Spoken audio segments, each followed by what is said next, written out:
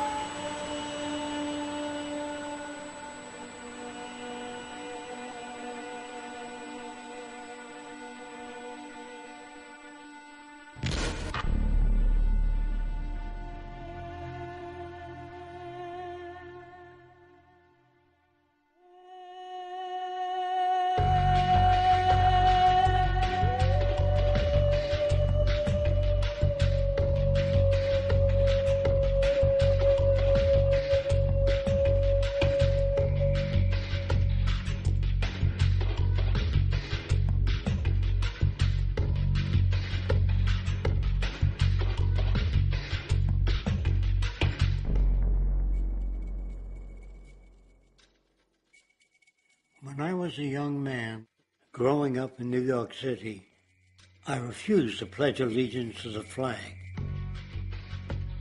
Of course, I was sent to the principal's office, and he asked me, "Why don't you want to pledge allegiance? Everybody does." I said, "Everybody once believed the earth was flat, but that doesn't make it so." I explained that America owed everything it has to other cultures and other nations, and that I would rather pledge allegiance to the earth and everyone on it. Needless to say, it wasn't long before I left school entirely, and I set up a lab in my bedroom. There I began to learn about science and nature. I realized then that the universe is governed by laws, and that the human being, along with society itself, was not exempt from these laws. Then came the crash of 1929, which began what we now call the Great Depression. I found it difficult to understand why millions were out of work, homeless, starving, while all the factories were sitting there. The resources were unchanged. It was then that I realized that the rules of the economic game were inherently invalid. Shortly after came World War II, where various nations took turns systematically destroying each other. I later calculated that all the destruction and wasted resources spent on that war could have easily provided for every human need on the planet. Since that time, I have watched humanity set the stage for its own extinction. I have watched as the precious finite resources are perpetually wasted and destroyed in the name of profit and free markets. I have watched the social values of society be reduced into a base artificiality of materialism and mindless consumption. And I have watched as the monetary powers control the political structure of supposedly free societies. I'm 94 years old now, and I'm afraid my disposition is the same as it was 75 years ago. This shit's got to go.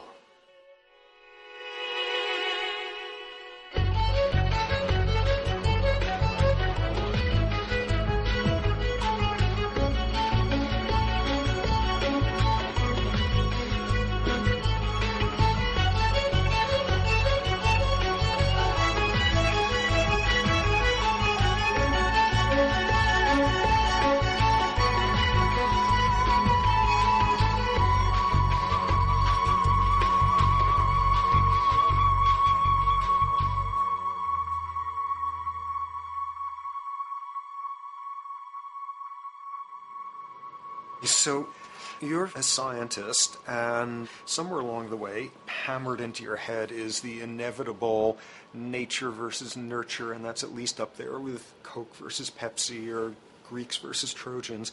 So nature versus nurture, this by now utterly oversimplifying view of where influences on how a cell deals with an energy crisis, up to what makes us who we are on the most individualistic levels of personality. And what you've got is this complete false dichotomy built around nature as deterministic. At the very bottom of all the causality of life is DNA and the code of codes and the Holy Grail, and everything is driven by it. And at the other end, a much more social science perspective, which is we are social organisms, and biology is for slime molds. Humans are free of biology, and obviously both views are nonsense. What you see instead is it is virtually impossible to understand how biology works outside the context of environment. One of the most crazy-making yet widespread and potentially dangerous notions is, oh, that behavior is genetic. Now, what does that mean? It means all sorts of subtle stuff if you sort of know modern biology, but for most people out there, what it winds up meaning is a deterministic view of life, one rooted in biology and genetics. Genes equal things that can't be changed. Genes equal things that are inevitable and that you might as well not waste resources trying to fix, might as well not put societal energies into trying to improve because it's inevitable, it's unchangeable. And that is sheer nonsense.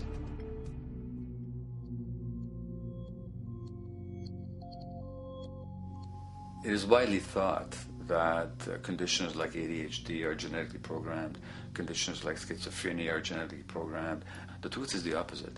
Nothing is genetically programmed. They're very rare diseases.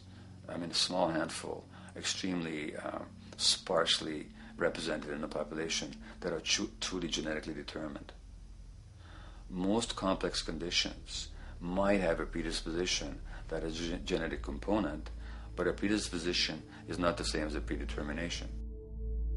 The whole search for the source of diseases in the genome was doomed to failure before anybody even thought of it, because most diseases are not genetically predetermined. Heart disease, cancer, strokes, rheumatoid conditions, autoimmune conditions in general, mental health conditions, addictions, these are none of them genetically determined.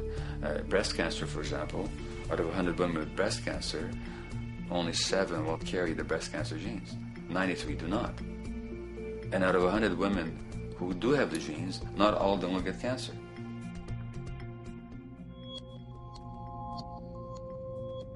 Genes are not just things that make us behave in a particular way regardless of our environment.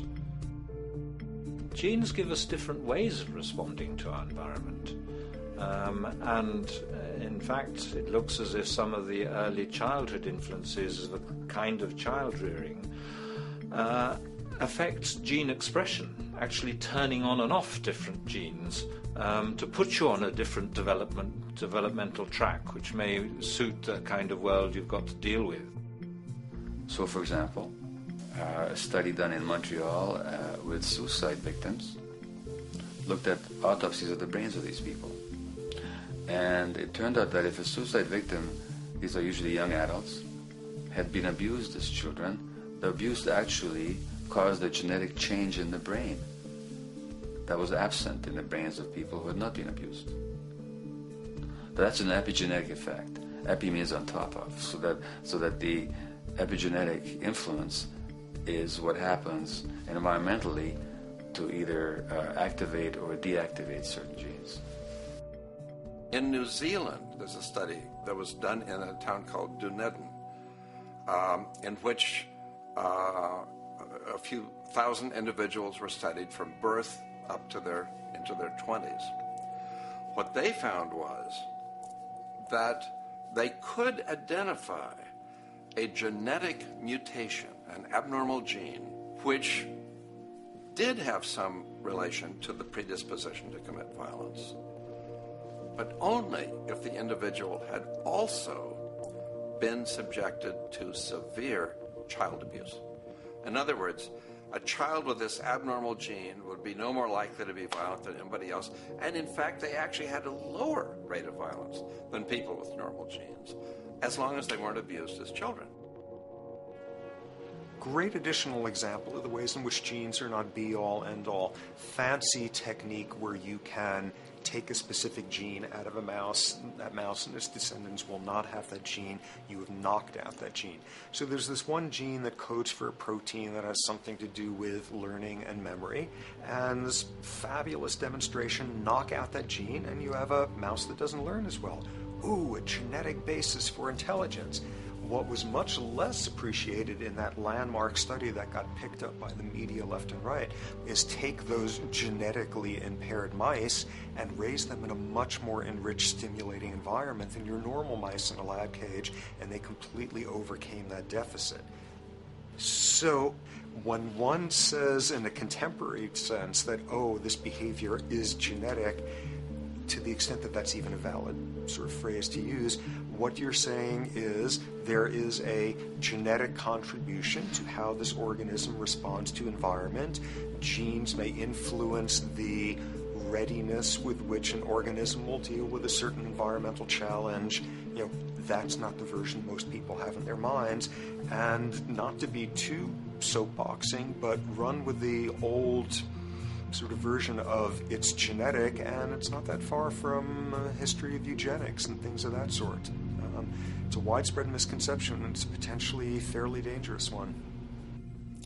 One reason that the sort of biological explanation for violence, one reason that hypothesis is potentially dangerous, it's not just misleading, it can really do harm, is because if you believe that, you could very easily say, well, there's nothing we can do to change the predisposition people have to becoming violent.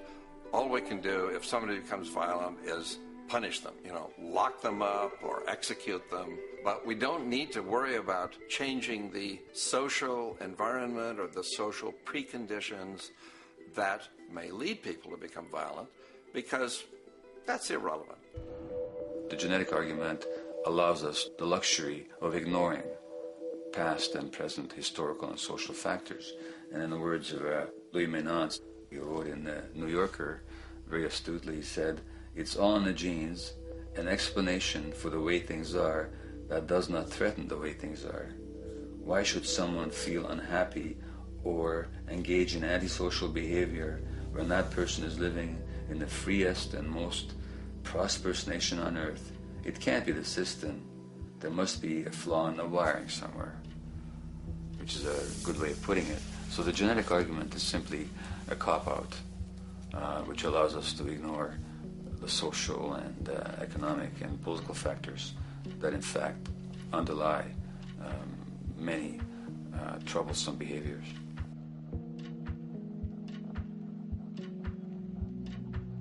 Addictions are usually considered to be a drug-related issue, but looking at it more broadly, I define addiction as any behavior that is associated with craving, with temporary relief, and with long-term negative consequences, along with an impairment of control over it, so that the person wishes to give it up or promises to do so, but can't follow through.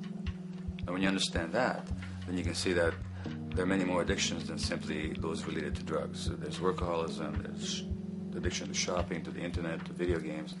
There's the addiction to power. People have power, but they want more and more and more. Nothing is ever enough for them. Acquisition, corporations that must own more and more. The addiction to oil, or at least to the wealth and to the products made accessible to us by oil. Look at the negative consequences on the environment. We're destroying the very earth that we inhabit for the sake of that addiction. Now, these addictions are far more devastating in their social consequences than the cocaine or heroin habits of my downtown East Side patients. Yet they're rewarded and considered to be respectable. The tobacco company executive that shows a higher profit will get a much bigger reward. He doesn't face any negative consequences legally or otherwise. In fact, he's a respected member of the board of several other corporations. But tobacco smoke-related diseases kill 5.5 million people around the world every year. In the United States, they kill 400,000 people a year. And these people are addicted to what? To profit. To such a degree are they addicted that they're actually in denial about the impact of their activities, which is typical for addicts, is denial. And that's a respectable one. It's respectable to be addicted to profit no matter what the cost. So what is acceptable and what is respectable is a highly arbitrary phenomenon in our society. And it seems like the greater the harm, the more respectable the addiction.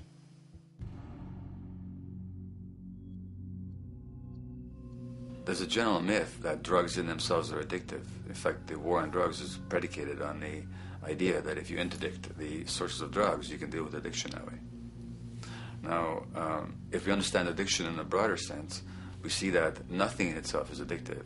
No substance, no drug is by itself addictive, and no behavior is by itself addictive. Many people can go shopping without becoming shopaholics. Not everybody becomes a food addict. Not everyone who drinks a glass of wine becomes an alcoholic. So the real issue is what makes people susceptible, because it's the combination of a susceptible individual and the potentially addictive substance or behavior that actually then makes for full flowering of addiction.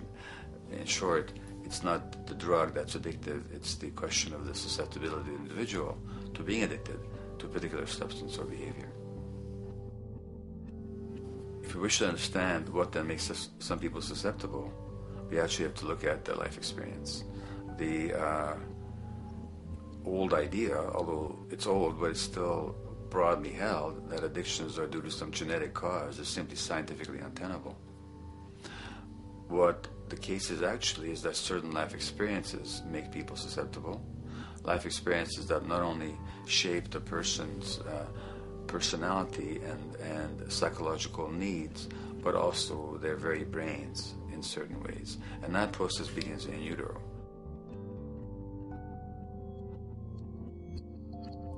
It's been shown, for example, that if you stress mothers during pregnancy, their children are more likely to have traits that predispose them to addictions.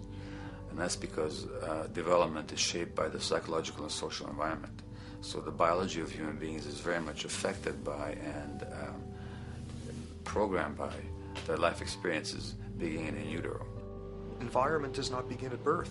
Environment begins as soon as you have an environment. As soon as you are a fetus, you are subject to whatever information is coming through mom's circulations, hormones, levels of nutrients. Great landmark example of this, something called the Dutch hunger winter. 1944, Nazis occupying Holland. For a bunch of reasons, they decide to take all the food and divert it to Germany. For 3 months, everybody there is starving. Tens of thousands of people starve to death. What the Dutch hunger winter effect is, if you were a second or third trimester fetus during the starvation, your body learned something very unique during that time. As it turns out, second, third trimester, something that your body is going about trying to learn about the environment is, well, how menacing of a place is it out there? How plentiful? How much nutrients am I getting by way of mom's circulation? Be a fetus who is starving during that time, and your body programs forever after to be really, really, really stingy with your sugar and fat, and what you do is you store every bit of it. Be a Dutch hunger winter fetus, and half a century later, everything else being equal, you are more likely to have high blood pressure, obesity, or metabolic syndrome. That is environment coming in a very unexpected place. You can stress animals in a laboratory when they're pregnant, and their offspring will be more likely to use cocaine and alcohol as adults. You can stress human mothers. For example, in a British study, women who are abused in pregnancy will have higher levels of the stress hormone cortisol in their placenta at birth, and their children are more likely to have conditions that predispose them to addictions by age 7 or 8.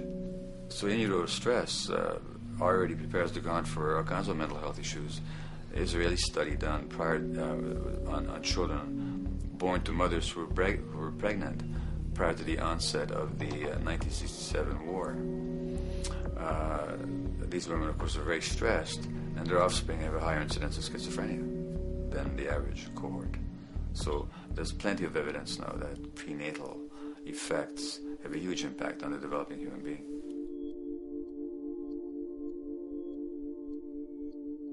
The point about human development, and specifically human brain development, is that it occurs mostly under the impact of the environment and mostly after birth. Now, if you compare us to a horse, which can run on the first day of life, we see that we are very undeveloped. We can't muster that much neurological coordination, balance, muscle strength, visual acuity until a year and a half, 2 years. And that's because the brain development that in the horse happens in the safety of the womb, in a human being has to happen after birth. And that has to do with simple evolutionary logic. As the head gets larger, which is what makes us into human beings, the burgeoning of the forebrain is what creates the human species, actually. At the same time, we walk on 2 legs, so our pelvis narrows to accommodate that. So now we have a narrower pelvis, a larger head. Bingo, we have to be born prematurely. And that means that the brain development that in other animals occurs in utero, in us, occurs after birth. And much of that under the impact of the environment. And The concept of neural Darwinism simply means that the circuits that get the appropriate input from the environment will develop optimally, and the ones that don't will either not develop optimally or perhaps not at all. If you take a child with perfectly good eyes at birth and you put him in a dark room for 5 years, he'll be blind thereafter for the rest of his life, because the circuits of vision require light waves for their development. And without that, even the rudimentary circuits present and active at birth will atrophy and die, and new ones will not develop. There's a significant way in which early experiences shape adult behavior, and even and especially early experiences for which there's no recall memory. It turns out that there are two kinds of memory. There is explicit memory, which is recall. This is when you can call back facts, details, episodes, circumstances. But the structure in the brain, which is called the hippocampus, which encodes recall memory, it doesn't even begin to develop fully until 1.5 years, and it's not fully developed till much later, which is why hardly anybody has any recall memory prior to 18 months. But there's another kind of memory, which is called implicit memory, which is in fact an emotional memory, where the emotional impact and the interpretation that the child makes of those emotional experiences is ingrained in the brain in the form of nerve circuits ready to fire without specific recall. So to give you a clear example, people who are adopted have a lifelong sense of rejection very often. They can't recall the adoption, they can't recall the separation from birth mother, because there's nothing there to recall with. But the emotional memory of separation and rejection is deeply embedded in their brains. Hence, they're much more likely to experience a sense of rejection and a great emotional upset when they perceive themselves as being rejected than other people. That's not unique to people who are adopted, but it's particularly strong in them because of this function of implicit memory. People who are addicted, given that they, according to all the research literature, certainly in my experience, the hardcore addicts virtually were all significantly abused as children or suffered severe emotional loss. Their emotional or implicit memories are those of a world that's not safe and not helpful, caregivers who are not to be trusted, and relationships that are not safe enough to open up to vulnerably. And hence their responses tend to be to keep themselves separate from really intimate relationships, not to trust caregivers, doctors, and other people who are trying to help them, and generally see the world as an unsafe place. And that's strictly a function of implicit memory, which sometimes has to do with incidents they don't even recall.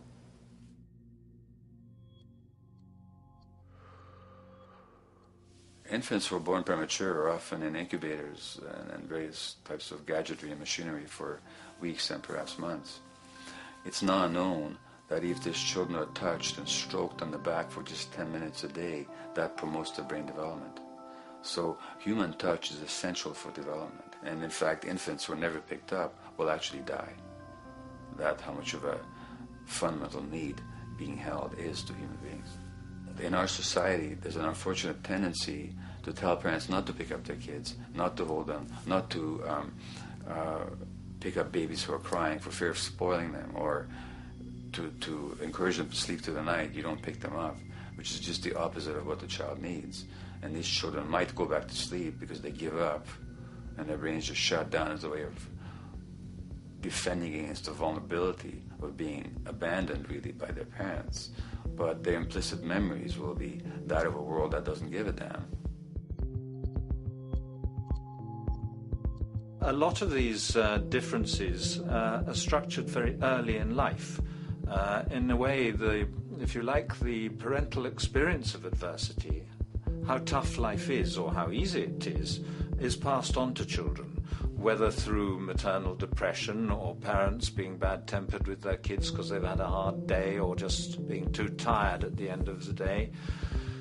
And these have very powerful effects, programming children's development, which we know a lot about now. But that's early sensitivity isn't just an evolutionary mistake. It exists again in many different species. Even seedlings, there's an early adaptive process to the kind of environment they're growing up in. But for humans, the adaptation is to the quality of social relations. And so early life how nurturing or how much conflict, how much attention you get, is a taster of the kind of world you may be growing up in. Are you growing up in a world where you have to fight for what you can get, watch your back, fend for yourself, learn not to trust others? Or are you growing up in a society where you depend on reciprocity, mutuality, cooperation, where empathy is important, where your security depends on good relations with other people? And that needs a very different emotional and cognitive development. And that's what the early sensitivity is about. And parenting is almost, quite unconsciously, a system for passing on that experience to children of the kind of world they're in. The great British child psychiatrist D.W. Winnicott said that fundamentally two things can go wrong in childhood. One is when things happen that shouldn't happen, and then things that should happen but don't.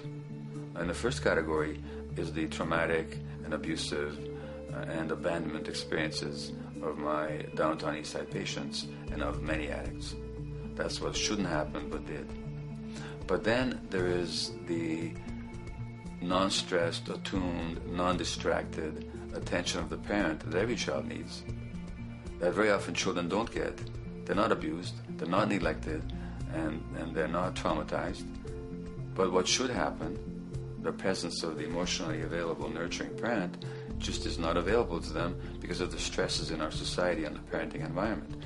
And the psychologist Alan Shore calls that proximal abandonment, when the parent is physically present but emotionally absent. I have spent roughly the last 40 years of my life working with the most violent people our society produces, murderers, rapists, and so on, in an attempt to understand what causes this violence. I discovered that the most violent of the criminals in our prisons had themselves been victims of a degree of child abuse that was beyond the scale of what I ever thought of applying the term child abuse to. I had no idea of the depth of the depravity with which children in our society are all too often treated. The most violent people I saw were themselves the survivors of their own attempted murder, often at the hands of their parents or other people in their social environment, or were the survivors of family members who'd been killed, their closest family members, by other people. The Buddha argued that everything depends on everything else. He says the one contains the many and the many contains the one. That you can't understand anything in isolation from its environment. The leaf contains the sun, the sky, and the earth, obviously. This has not been shown to be true, of course, all around, and specifically when it comes to human development. The modern scientific term for it is the biopsychosocial nature of human development, which says that the biology of human beings depends very much on their interaction with the social and psychological environment.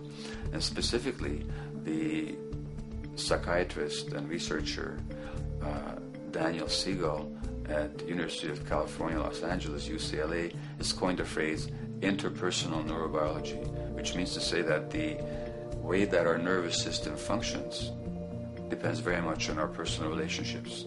In the first place with the parenting caregivers, and in the second place with other important attachment figures in our lives, and in the third place with our entire culture.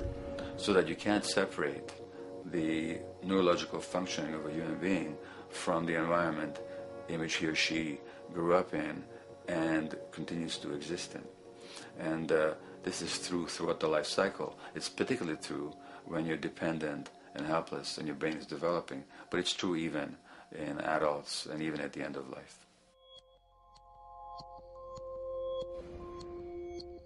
Human beings have lived in almost every kind of society, from the most egalitarian, hunting and gathering societies seem to have been very egalitarian, for instance, based on food sharing, gift exchange. Small bands of people living predominantly off of foraging, but a little bit of hunting. Predominantly among people you have at the least known your entire life, if not surrounded by third cousins or closer, in a world in which there is a great deal of fluidity between different groups, in a world in which there is not a whole lot in terms of material culture. This is how humans have spent most of their hominid history. And no surprise, that makes for a very different world. One of the things you get as a result of that is far less violence. Organized group violence is not something that occurred at that time of human history, and that seems quite clear. So where did we go wrong? Violence is not universal. It's not symmetrically distributed throughout the human race. There is a huge variation in the amount of violence in different societies. There are some societies that have virtually no violence. There are others that destroy themselves. Some of the Anabaptist religious groups that are complete, strict pacifists, like the Amish, the Mennonites, the Hutterites. Among some of these groups, the Hutterites, there are no recorded cases of homicide. During our major wars, like World War II, where people were being drafted, they would refuse to serve in the military. They would go to prison rather than serve in the military. In the kibbutzim in Israel, the level of violence is so low that the criminal courts there will often send violent offenders, people who've committed crimes, to live on the kibbutzim in order to learn how to live a nonviolent life, because that's the way people live there. So we are amply shaped by society. Our societies, in the broader sense, including our theological, our metaphysical, our linguistic influences, etc., our societies help shape us as to whether or not we think life is basically about sin or about beauty, whether the afterlife will carry a price for how we live our lives or if it's irrelevant. In a broad sort of way, different large societies could be termed as individualistic or collectivist, and you get very different people and different mindsets, and I suspect different brains coming along with that. We in America are in one of the most individualistic of societies, and capitalism being a system that allows you to go higher and higher up a potential pyramid, and the deal is it comes with fewer and fewer safety nets. By definition, the more stratified a society is, the fewer people you have as peers, the fewer people with whom you have symmetrical, reciprocal relationships, and instead all you have are differing spots and endless hierarchies. And a world in which you have few reciprocal partners is a world with a lot less altruism.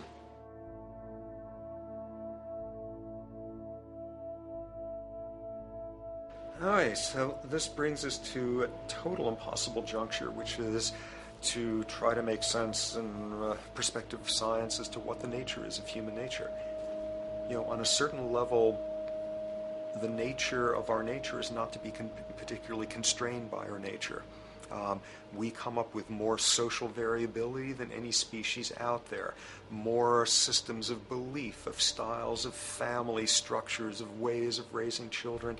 The capacity for variety that we have is extraordinary. In a society which is predicated on competition and really very often the ruthless exploitation of one human being by another, the profiteering of other people's problems, and very often the creation of problems for the purpose of profiteering, the ruling ideology will very often justify that behavior by appeals to some fundamental and unalterable human nature. So the myth in our society is that people are competitive by nature, and that they're individualistic, and that they're selfish. The real reality is quite the opposite.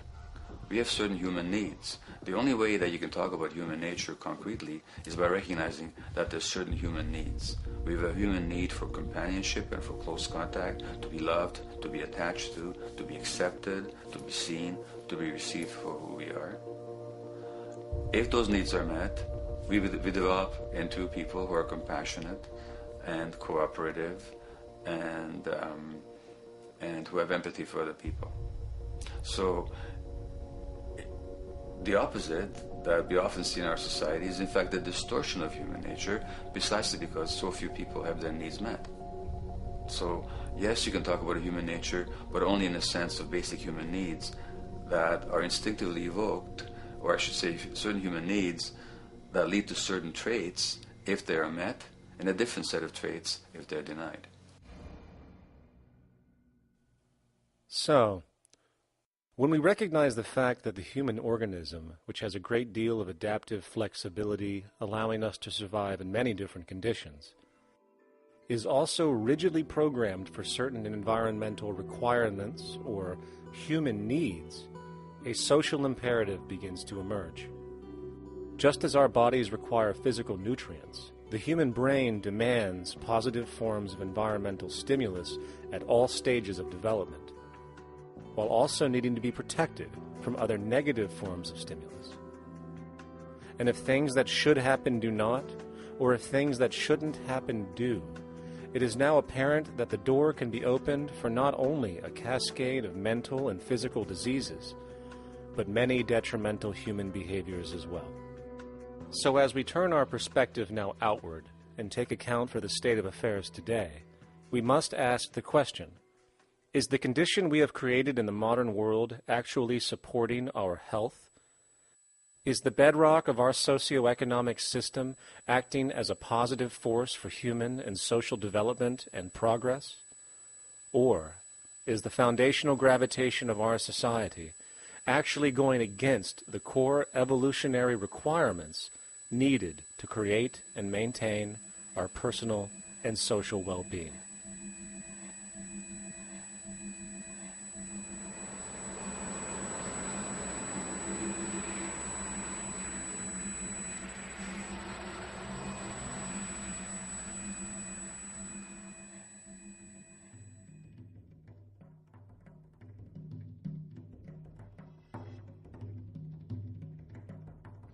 So one might ask, where did this all begin, what we have today, really a world in a state of cumulative collapse?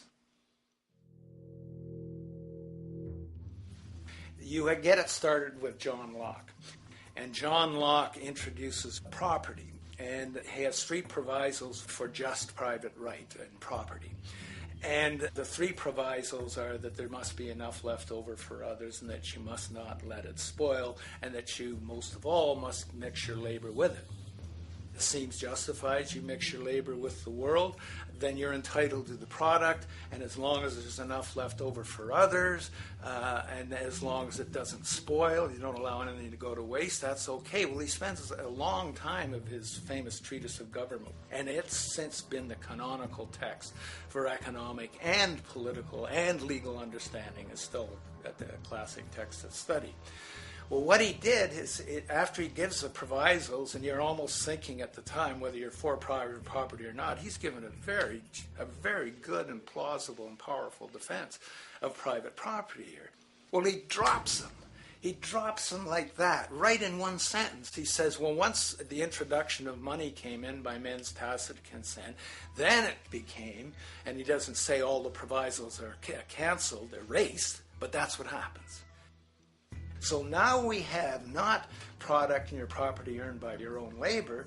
Oh no, money buys labor now. There's no longer consideration of whether there's enough left over for others. There's no longer consideration of whether it spoils, because he says, well, money's like silver and gold can't spoil, therefore monies can't be responsible for waste, which is ridiculous. We're not talking about money and silver. We're talking about what its effects are. It's one non sequitur after another.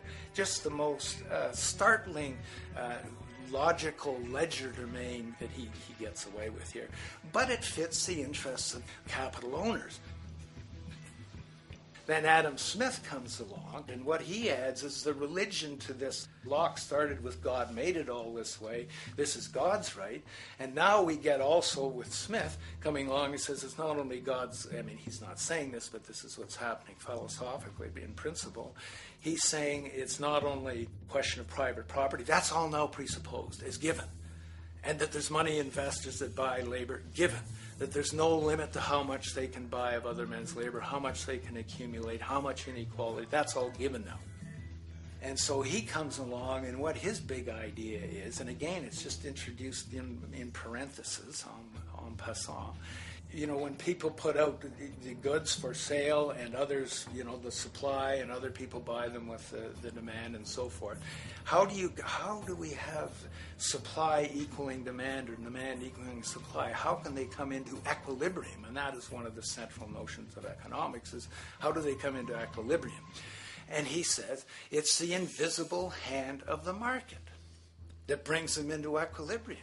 So now we have God is actually immanent. He just didn't give the rights to property and how, all its wherewithal and its natural rights of doing all that Locke said. Now we have the system itself as God. In fact, Smith says, when he talks, and you'll never find this quoted, you have to read the whole of the Inquiry into the Wealth of Nations. He says, the scantiness of subsistence sets limits to the reproduction of the poor, and that nature can deal with this in no other way than elimination of their children. So he anticipated evolutionary theory in the worst sense applied. This is well before Darwin. And so he called them the race of laborers.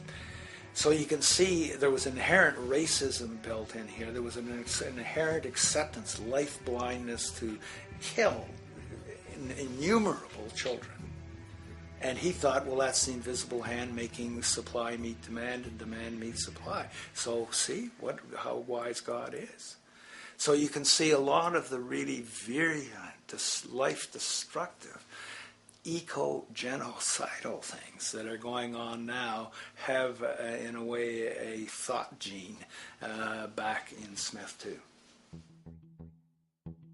When we reflect on the original concept of the so-called free market capitalist system, as initiated by early economic philosophers such as Adam Smith, we see that the original intent of a market was based around real, tangible, life-supporting goods for trade.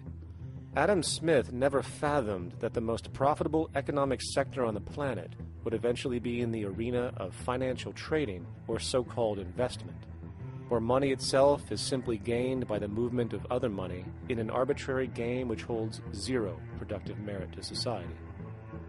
Yet, regardless of Smith's intent, the door for such seemingly anomalous advents was left wide open by one fundamental tenet of this theory.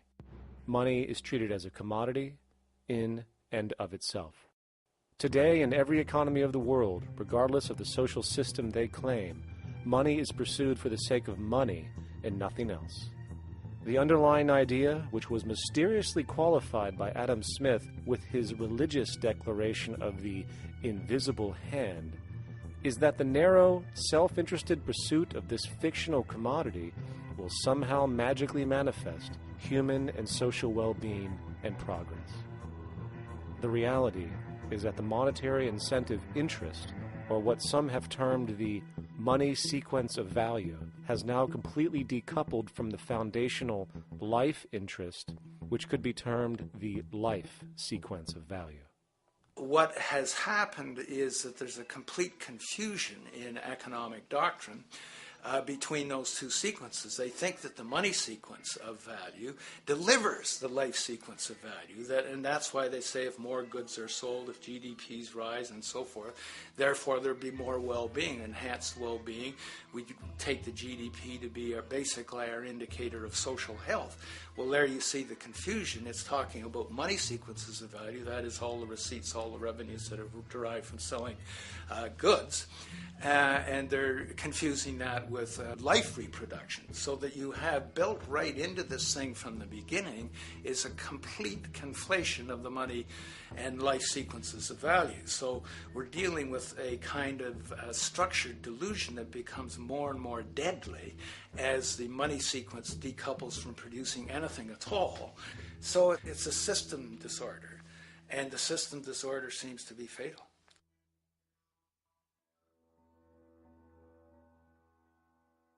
In society today, you seldom hear anyone speak of the progress of their country or society in terms of their physical well-being, state of happiness, trust, or social stability. Rather, the measures are presented to us through economic abstractions. We have the gross domestic product, the consumer price index, the value of the stock market, rates of inflation, and so on. But does this tell us anything of real value as to the quality of people's lives? No, all these measures have to do with the money sequence itself and nothing more. For example, the gross domestic product of a country is a measure of the value of goods and services sold. this measure is claimed to correlate to the standard of living of a country's people. In the United States, healthcare accounted for over 17% of GDP in 2009, amounting to over $2.5 trillion spent, hence creating a positive effect on this economic measure. And based on this logic, it would be even better for the U.S. economy if healthcare services increased more so, perhaps to $3 trillion or $5 trillion, since that would create more growth, more jobs, and hence boasted by economists as a rise in their country's standard of living. But wait a minute, what do healthcare services actually represent? Well, sick and dying people. That's right, the more unhealthy people there are in America, the better the economy. Now, that is not an exaggeration or a cynical perspective. In fact, if we step back far enough, you will realize that the GDP not only doesn't reflect real public or social health on any tangible level, it is, in fact, mostly a measure of industrial inefficiency and social degradation.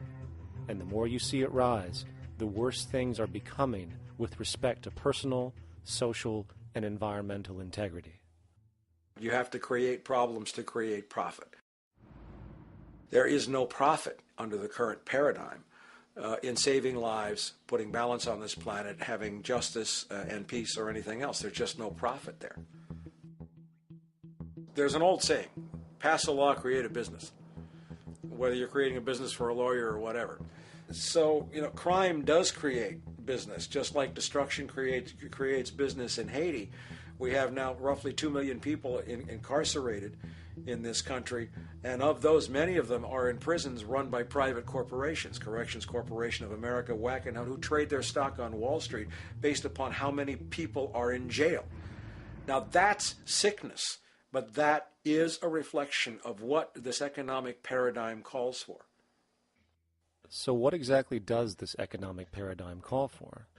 What is it that keeps our economic system going? Consumption, or more accurately, cyclical consumption. When we break down the foundation of classic market economics, we are left with a pattern of monetary exchange that simply cannot be allowed to stop or even substantially slowed if the society as we know it is to remain operational. There are three main actors on the economic stage: the employee, the employer, and the consumer. The employee sells labor to the employer for income. The employer sells its production services and hence goods to the consumer for income. And the consumer, of course, is simply another role of the employer and employee, spending back into the system to enable the cyclical consumption to continue. In other words, the global market system is based on the assumption that there will always be enough product demand in society to move enough money around at a rate which can keep the consumption process going. And the faster the rate of consumption, the more so-called economic growth is assumed, and so the machine goes. But hold on, I thought an economy was meant to, economize? Doesn't the very term have to do with preservation and efficiency and a reduction of waste? So how does our system, which demands consumption and the more the better, efficiently preserve or economize at all? Well, it doesn't. The intent of the market system is, in fact, the exact opposite of what a real economy is supposed to do, which is efficiently and conservatively orient the materials for production and distribution of life-supporting goods. We live on a finite planet with finite resources, where, for example, the oil we utilize took millions of years to develop, where the minerals we use took billions of years to develop. So, having a system that deliberately promotes the acceleration of consumption for the sake of so-called economic growth is pure ecocidal insanity. Absence of waste, that's what efficiency is. Absence of waste. This system is more wasteful than all the other existing systems in the history of the planet. Every level of life organization and life system is in a state of crisis and challenge and decay or collapse. No peer-reviewed journal in the last 30 years will tell you anything different. That is that every life system is in decline, as well as social programs, as well as our water access. Try to name any means of life that isn't threatened and in danger. You can't. There really isn't one, and that's very, very despairing. But we haven't even figured out the causal mechanism. We don't want to face the causal mechanism. We just want to go on, that's what insanity is, where you keep doing the same thing over and over again, though it clearly doesn't work. So you're really dealing with not an economic system, but I would go so far as to say an anti-economic system. There's an old saying that the competitive market model seeks to create the best possible goods at the lowest possible prices. This statement is essentially the incentive concept, which justifies market competition based on the assumption that the result is the production of higher quality goods. If I was going to build myself a table from scratch, I would naturally build it out of the best, most durable materials possible, right? With the intent for it to last as long as possible. Why would I want to make something poor, knowing I would have to eventually do it again and expend more materials and more energy? Well, as rational as that may seem in the physical world, when it comes to the market world, it is not only explicitly irrational, it is not even an option. It is technically impossible to produce the best of anything if a company is to maintain a competitive edge and hence remain affordable to the consumer. Literally everything created and set for sale in the global economy is immediately inferior the moment it is produced, for it is a mathematical impossibility to make the most scientifically advanced, efficient, and strategically sustainable products. This is due to the fact that the market system requires that cost efficiency, or the need to reduce expenses, exist at every stage of production, from the cost of labor to the cost of materials and packaging, and so on. This competitive strategy, of course, is to make sure the public buys their goods rather than from a competing producer, which is doing the exact same thing to also make their goods both competitive and affordable. This immutably wasteful consequence of the system could be termed intrinsic obsolescence. However, this is only one part of a larger problem. A fundamental governing principle of market economics, one that you will not find in any textbook, by the way, is the following. Nothing produced can be allowed to maintain a lifespan longer than what can be endured in order to continue cyclical consumption. In other words, it is critical that stuff break down, fail, and expire within a certain amount of time. This is termed planned obsolescence. Planned obsolescence is the backbone of the underlying market strategy of every goods-producing corporation in existence. While very few, of course, would admit to such a strategy outright, what they do is mask it within the intrinsic obsolescence phenomenon just discussed, while often ignoring or even suppressing new advents in technology which might create a more sustainable, durable good. So, if it wasn't wasteful enough that the system inherently cannot allow the most durable and efficient goods to be produced, planned obsolescence deliberately recognizes that the longer any good is in operation, the worse it is for sustaining cyclical consumption and hence the market system itself. In other words, product sustainability is actually inverse to economic growth, and hence there is a direct, reinforced incentive to make sure lifespans are short of any given good produced. And in fact, the system cannot operate any other way. One glance at the sea of landfills now spreading across the world show the obsolescence reality.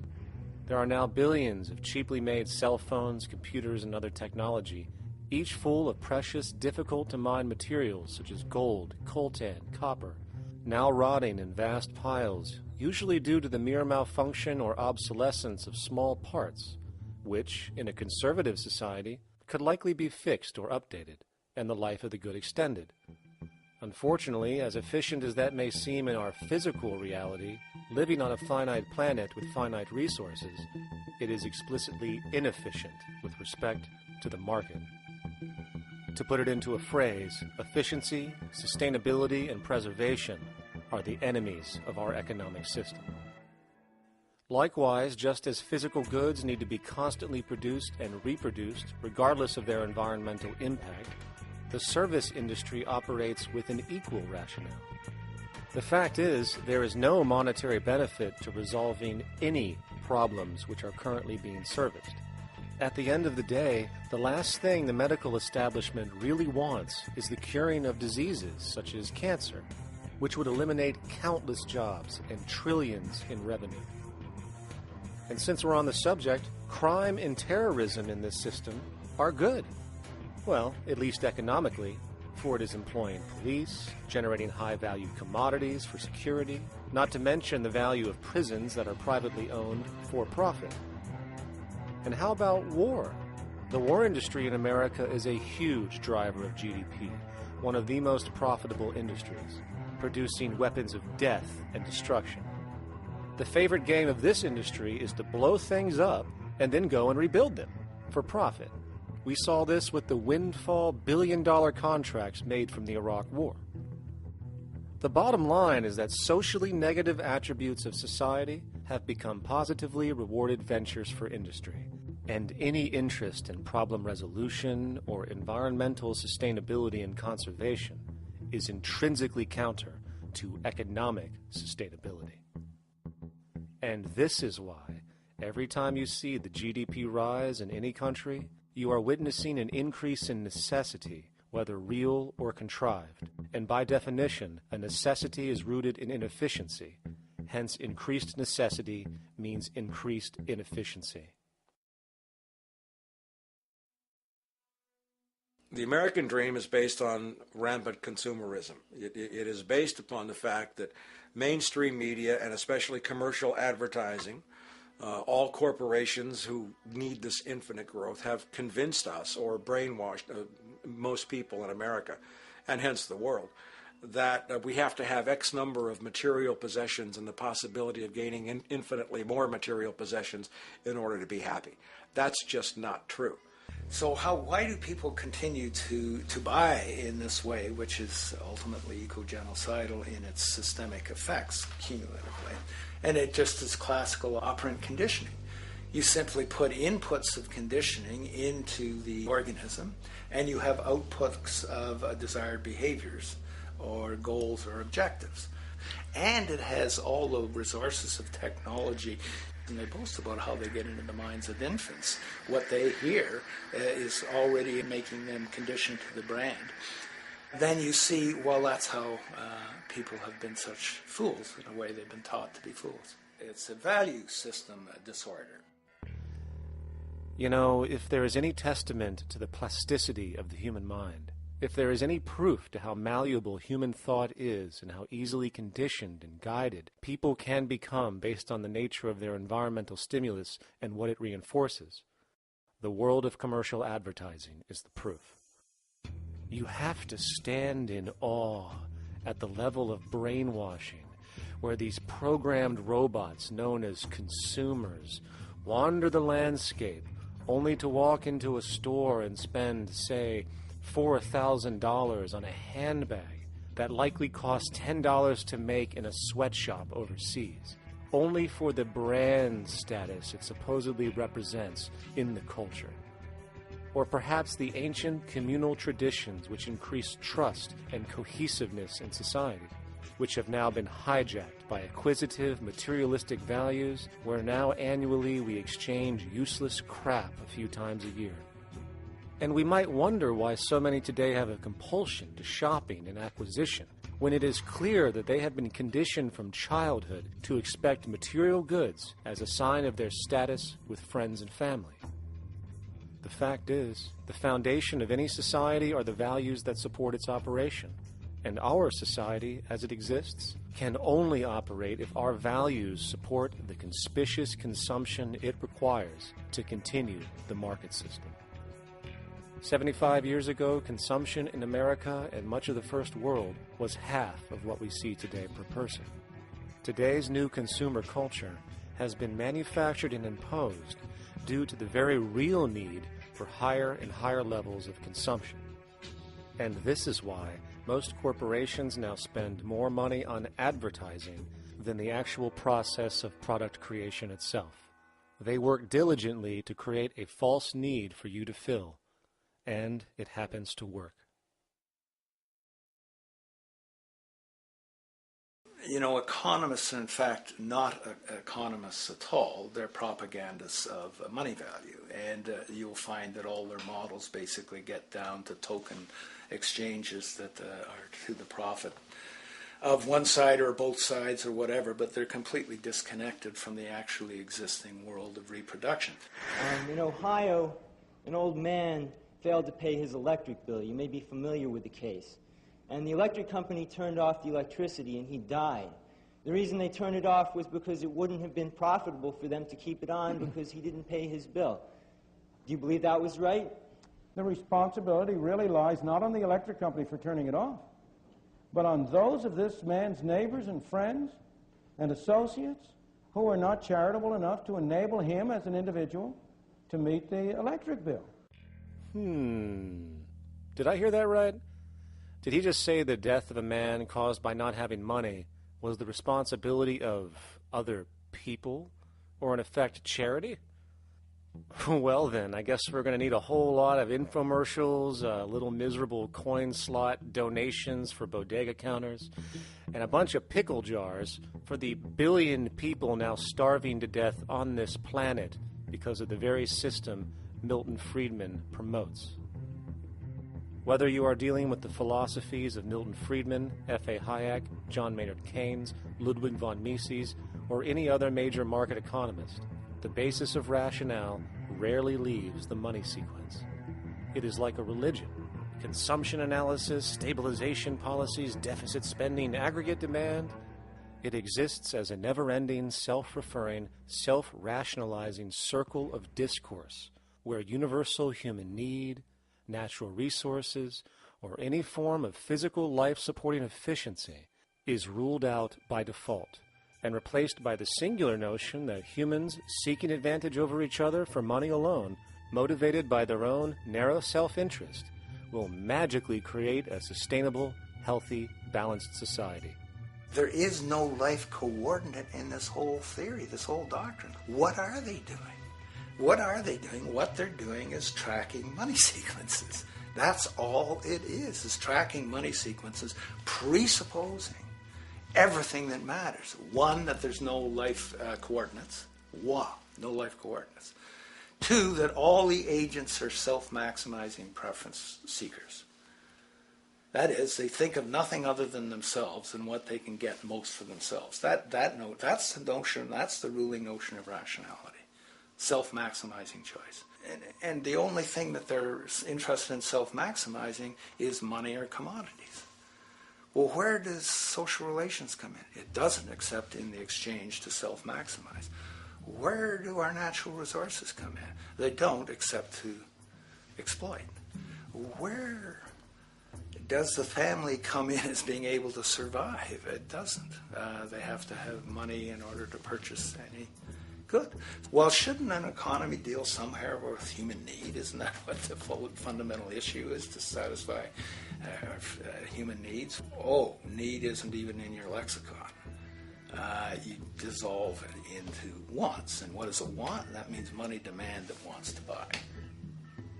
Well, if it's money demand that wants to buy, it's got nothing to do with need, because it may be the person has no money demand and desperately needs, say, water supply.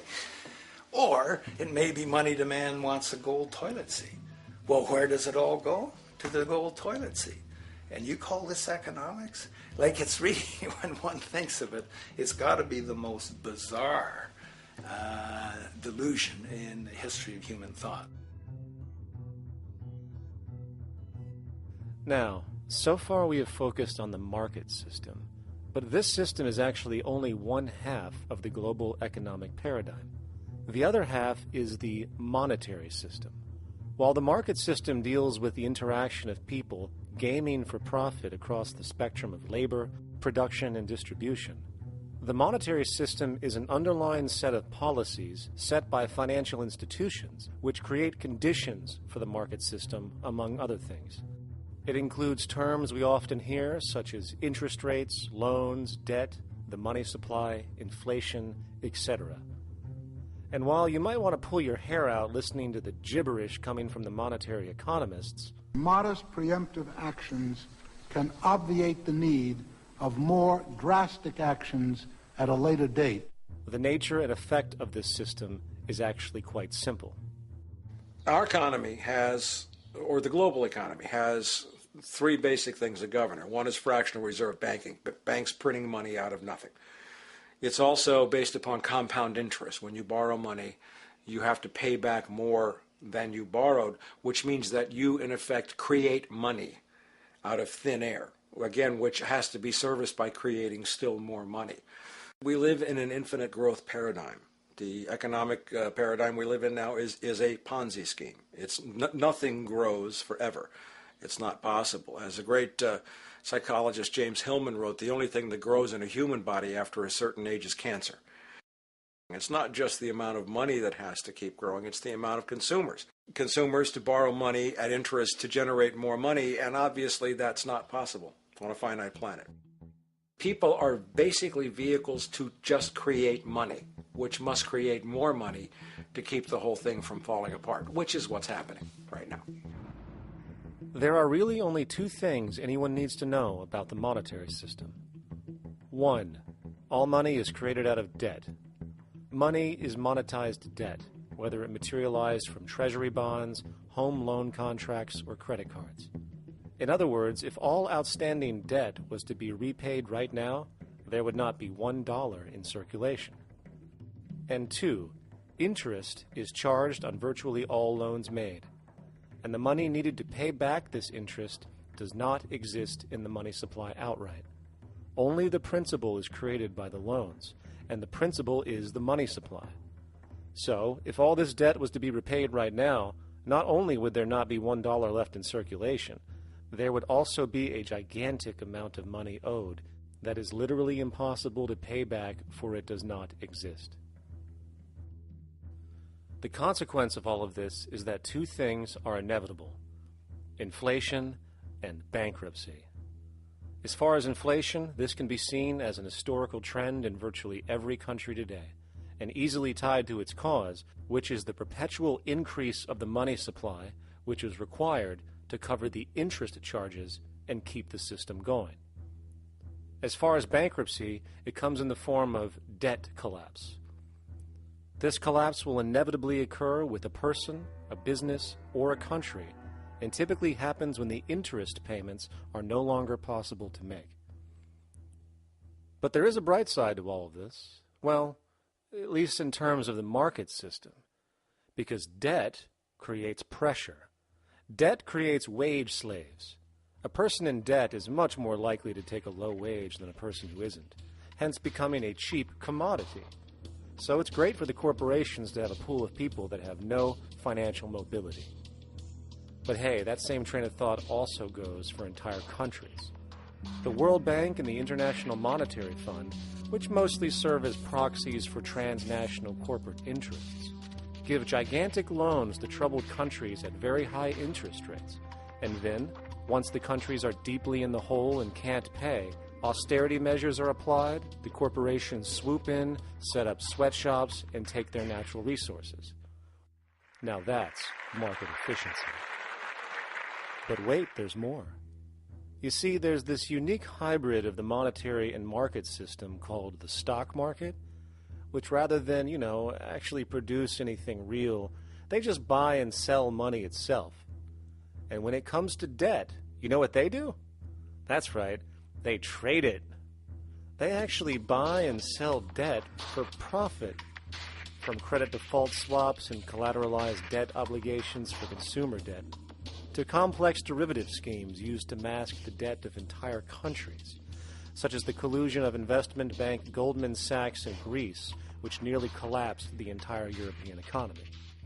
So when it comes to the stock market and Wall Street, we have an entirely new level of insanity born out of the money sequence of value. All you need to know about markets was written in an editorial in the Wall Street Journal a couple of years ago. It was called Lessons of the Brain-Damaged Investor. And in this editorial, they explain why people with slight brain damage do better as investors than people with normal brain functionality. Why? Because the slightly brain-damaged person has no empathy. And that's the key. If you don't have any empathy, you do well as an investor. And so Wall Street breeds people who have no empathy, to go in there and to make decisions and make trades that they have no compunction about and no thought whatsoever as to what they're doing might affect their fellow human being. So they breed these robots, these people who have no souls. And since they don't even want to pay these people anymore, they're now breeding robots, real algorithmic traders. Goldman Sachs and the high-frequency trading scandal. They put a computer next to the exchange, the New York Stock Exchange. This computer, this co-located computer, as they call it, it front-runs all the trades on the exchange, and it hits the exchange with volumes of orders in ways that scout pennies and nickels away from the exchange. It's like they're siphoning money all day long. They went one quarter last year, 30 or 60 straight days without a single down day and made millions of dollars every single day. Is that because, well, that's statistically impossible. When I worked on Wall Street, the way it works is everyone kicks upstairs the bribes. The brokers bribe to the office manager bribes to the regional sales manager sales manager bribes to the national sales manager. It's a common understanding. At Christmas, who gets the biggest bonus at Christmas in an average brokerage office? The compliance officer. The compliance officer sits there all day long. He's supposed to be making sure you don't violate any of the margin rules and you're complying with the law. Of course, yeah, to the extent that you can bribe the compliance officer, yeah, that's right, you are complying with the law. So how does fraud has become the system? It's no longer a byproduct. It is the system. You know, it's like that old Woody Allen joke. He says, "Doctor, my brother thinks he's a chicken." And the doctor says, "Take a pill, and that should cure the problem." And he says, "No, doctor, you don't understand. We need the eggs." Okay? So the trading of fraudulent claims back and forth between banks to generate fees, to generate bonuses, has become the GDP producing growth engine of the United States economy. Even though they're essentially trading fraudulent claims that there's absolutely no hope of ever paying back. They're processing and generating and resecuritizing nothing. If I write $20 billion on a cocktail napkin and I sell it to J.P. Morgan, while J.P. Morgan writes $20 billion on a cocktail napkin, and we swap those two cocktail napkins at a bar, and we each pay ourselves 1/4% in a fee, we make a lot of money for our Christmas bonus. We each have on our books a $20 billion cocktail napkin, which has no real value until such time as the system is no longer able to absorb bogus cocktail napkins, in which case we go to the government to get bailed out.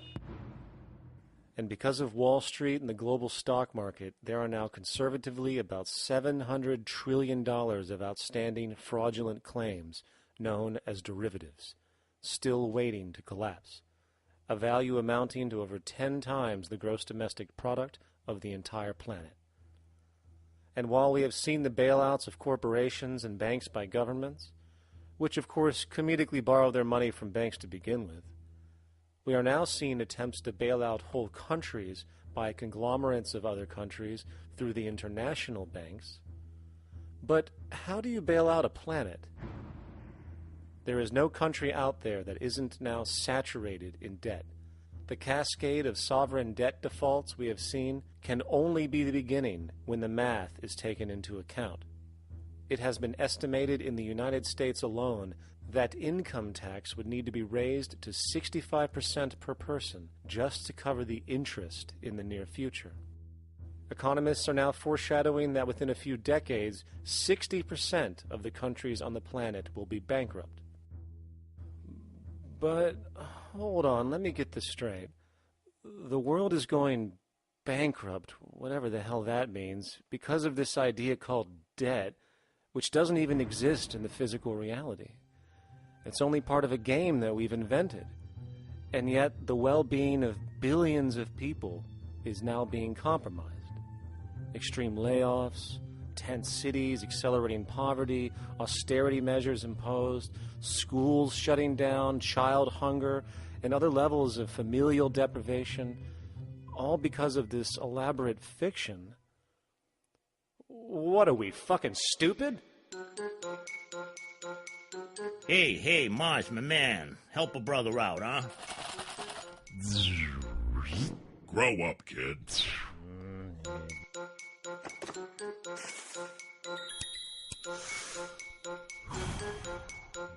Saturn, what's up, man? You remember that smoking nebula I hooked you up with a while back? Listen, Earth, we're getting really tired of you. You've been given everything, and yet you waste it all. You got plenty of resources, and you know it. Why don't you grow up and learn some responsibility, for Christ's sake? You're making your mother miserable.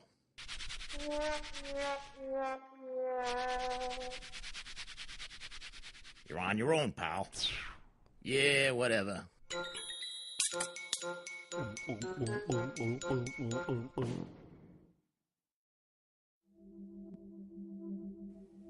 Now, all of this considered, from the waste machine known as the market system to the debt machine known as the monetary system, hence creating the monetary market paradigm which defines the global economy today, there is one consequence that runs through the entire machine: inequality.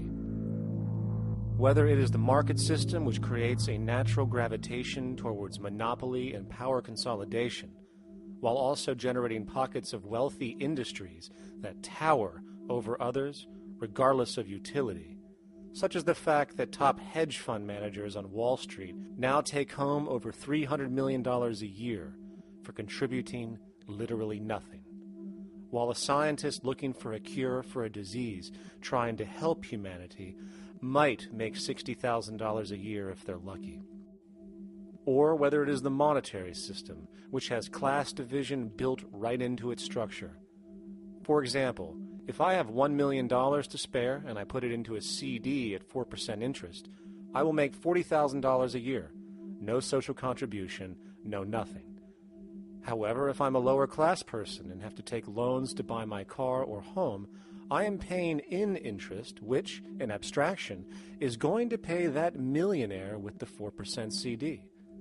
This stealing from the poor to pay the rich is a foundational, built-in aspect of the monetary system, and it could be labeled structural classism. Of course, historically, social stratification has always been deemed unfair, but obviously accepted overall as now 1% of the population owns 40% of the planet's wealth. But, material fairness aside, there is something else going on underneath the surface of inequality, causing an incredible deterioration in public health as a whole. Well, I think people are often puzzled by the contrast between the material success of our societies, unprecedented levels of wealth, and the many social failings. I mean, you know, if you look at the rates of drug abuse or violence or self-harm amongst kids or mental illness, there's clearly something going deeply wrong with our societies. What the data that I've been describing does is simply shows that intuition that people have had for hundreds of years, that inequality is divisive and socially corrosive, that intuition is truer than I think we ever imagined.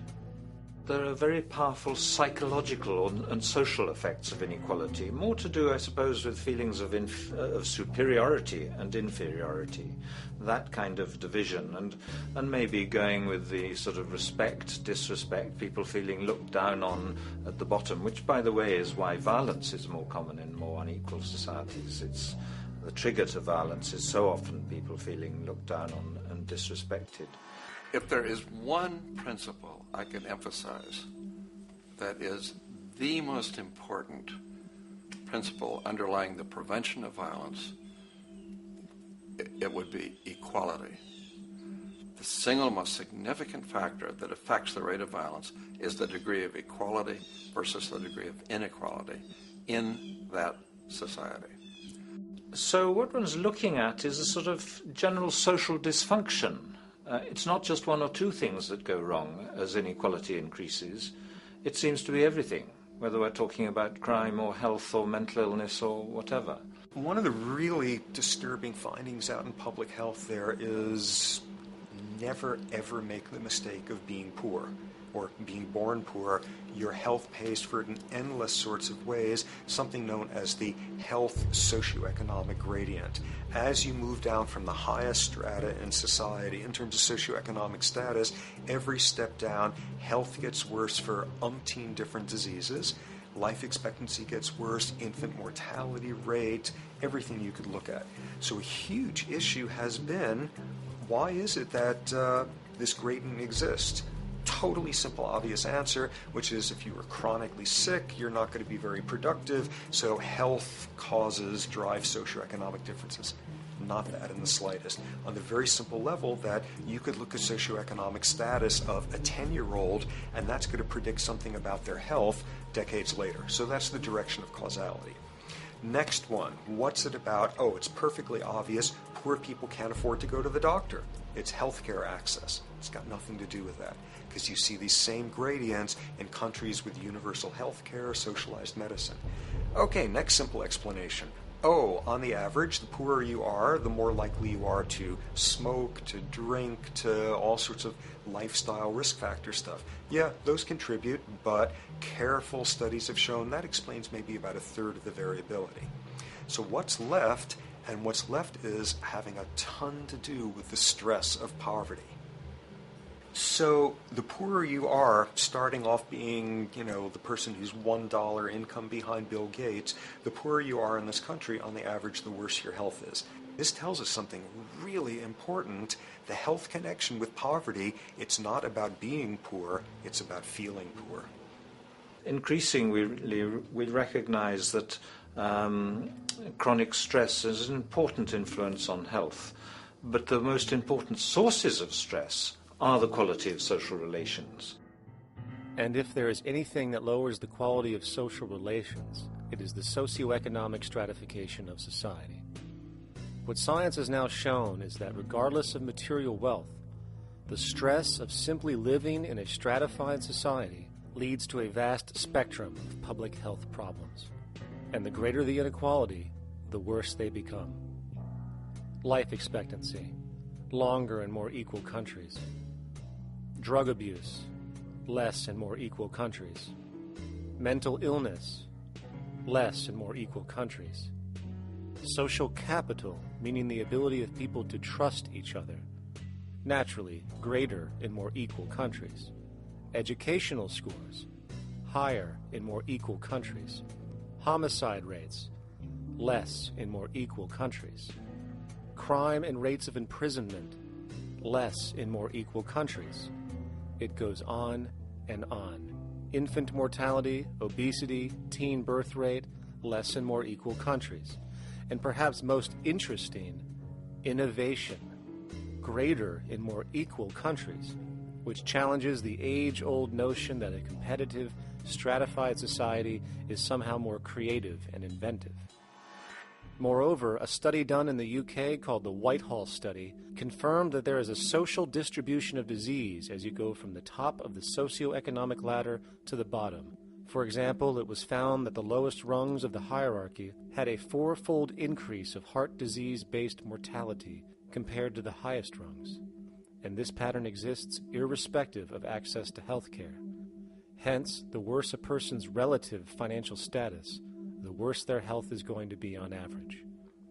This phenomenon is rooted in what could be termed psychosocial stress, and it is at the foundation of the greatest social distortions plaguing our society today. Its cause? The monetary market system. Make no mistake, the greatest destroyer of ecology, the greatest source of waste and depletion and pollution, the greatest purveyor of violence, war, crime, poverty, animal abuse, and inhumanity, the greatest generator of social and personal neuroses, mental disorders, depression, anxiety, not to mention the greatest source of social paralysis, stopping us from moving into new methodologies for personal health, global sustainability, and progress on this planet, is not some corrupt government or legislation, not some rogue corporation or banking cartel, not some flaw of human nature, and not some secret hidden cabal that controls the world. It is, in fact, the socioeconomic system itself at its very foundation.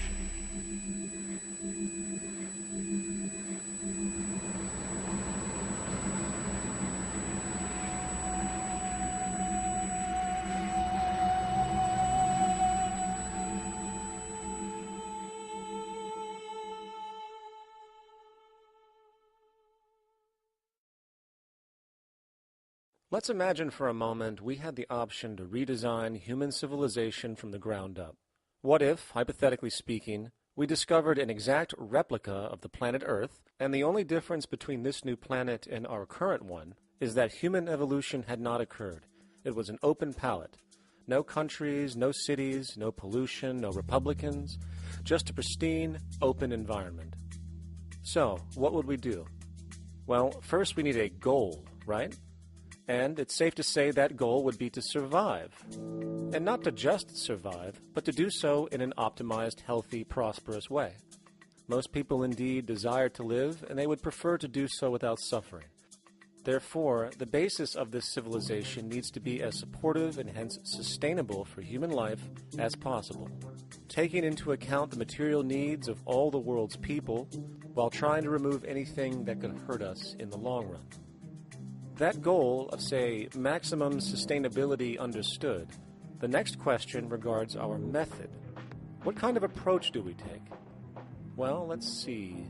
Last I checked, politics was the method of social operation on Earth. So what do the doctrines of the Republicans, liberals, conservatives, or socialists have to say about societal design? Not a damn thing. Okay, then what about religion? Surely the great creator had to have left some blueprint somewhere. No, nothing I can find. Okay then, so what's left? It appears something called science.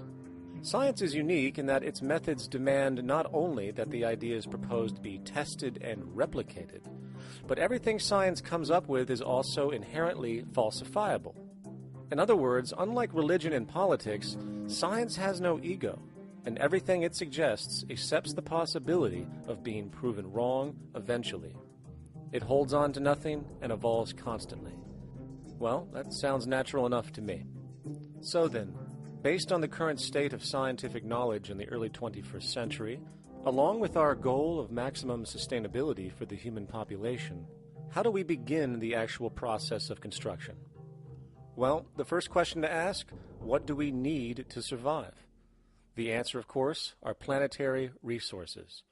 Whether it is the water we drink, the energy we use, the raw materials we utilize to create tools and shelter, the planet hosts an inventory of resources, many of which are demanded for our survival.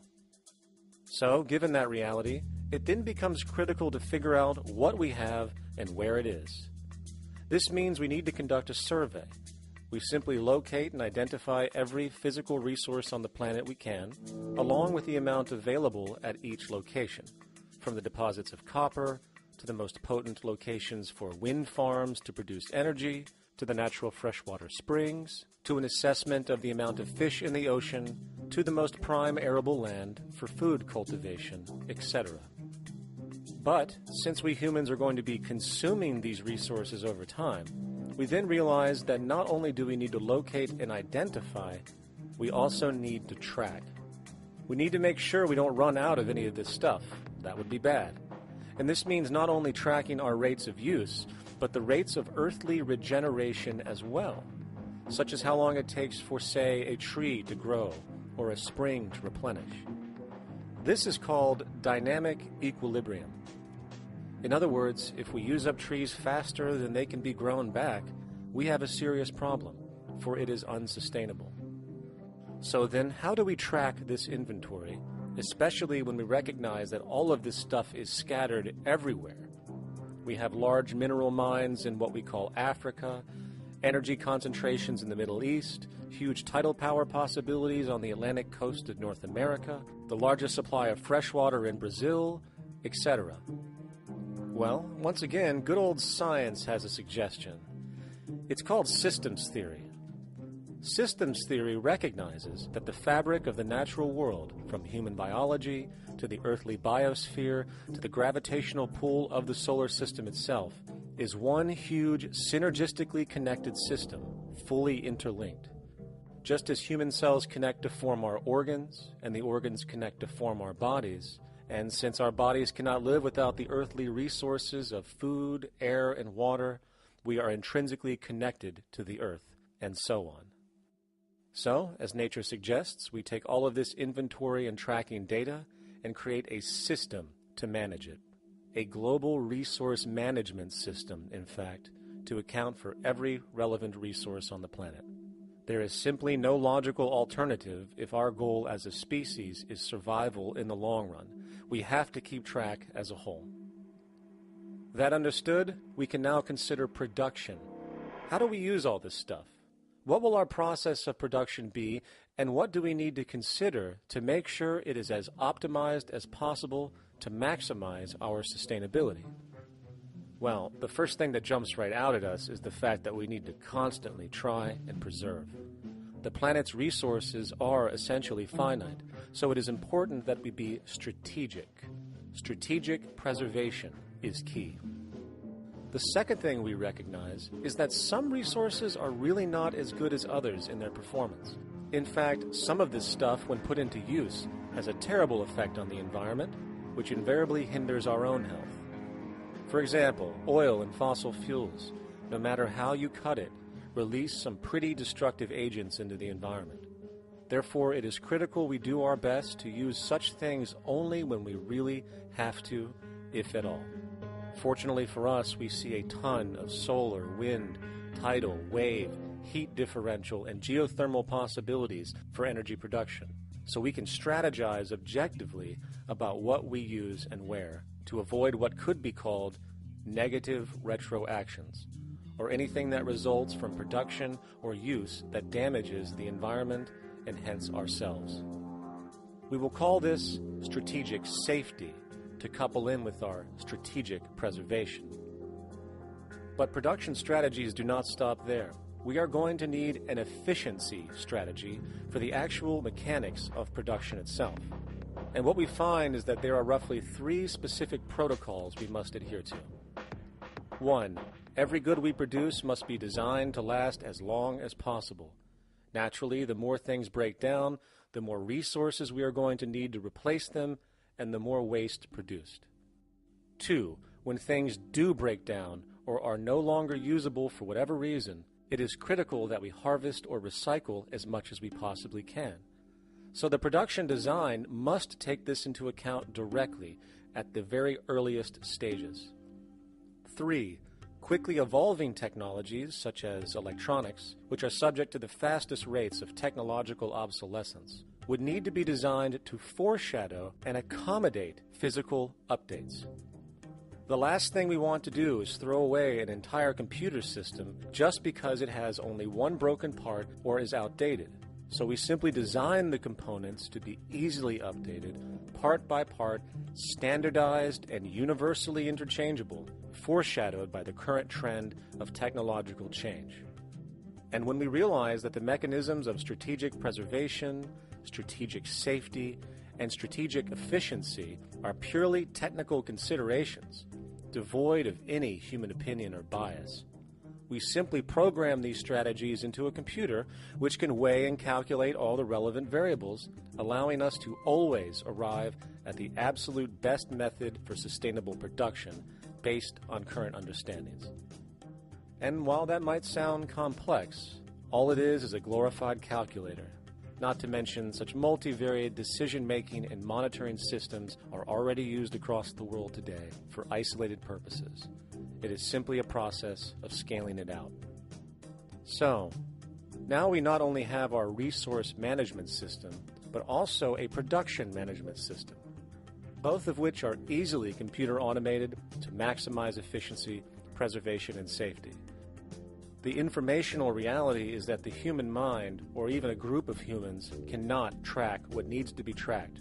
It must be done by computers, and it can be. And this brings us to the next level, distribution. What sustainability strategies make sense here? Well, since we know that the shortest distance between 2 points is a straight line, and since energy is required to power transport machines, the less transport distance, the more efficient. Producing goods in one continent and shipping them over to another only makes sense if the goods in question simply cannot be produced in the target area. Otherwise, it is nothing but wasteful. We must localize production so distribution is simple, fast, and requires the least amount of energy. We'll call this the proximity strategy, which simply means we reduce the travel of goods as much as possible, whether raw materials or finished consumer products. Of course, it might also be important to know what goods we are transporting and why, and this falls under the category of demand. And demand is simply what people need to be healthy and to have a high quality of life. The spectrum of material human needs range from core life-supporting necessities, such as food, clean water, shelter, to social and recreational goods, which allow for relaxation and personal social enjoyment, both important factors in human and social health overall. So, very simply, we take another survey.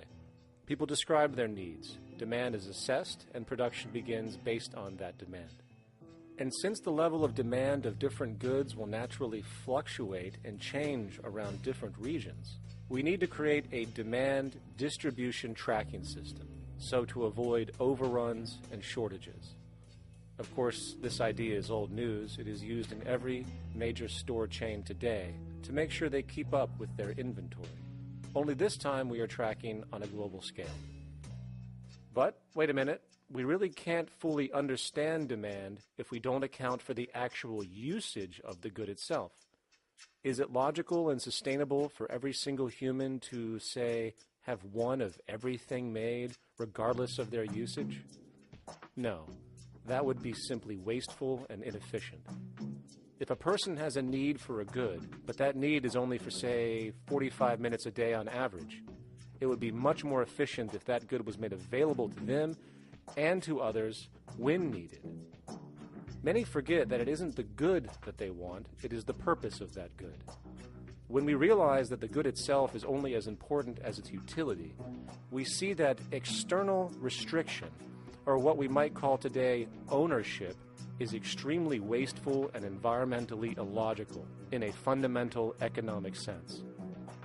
So, we need to devise a strategy called strategic access. This will be the foundation of our demand distribution tracking system, which makes sure we can meet the demand of the population's needs for access of whatever they need when they need it. And as far as physically obtaining the goods, centralized and regional access centers all make sense for the most part, placed in close proximity to the population, and a person would simply come in, take the item, use it, and when finished, return it when it is no longer needed. Sort of how a library works today. In fact, these centers could not only exist in the community in the way we see local stores today, but specialized access centers would exist in specific areas where often certain goods are utilized, saving more energy with less repeat transport.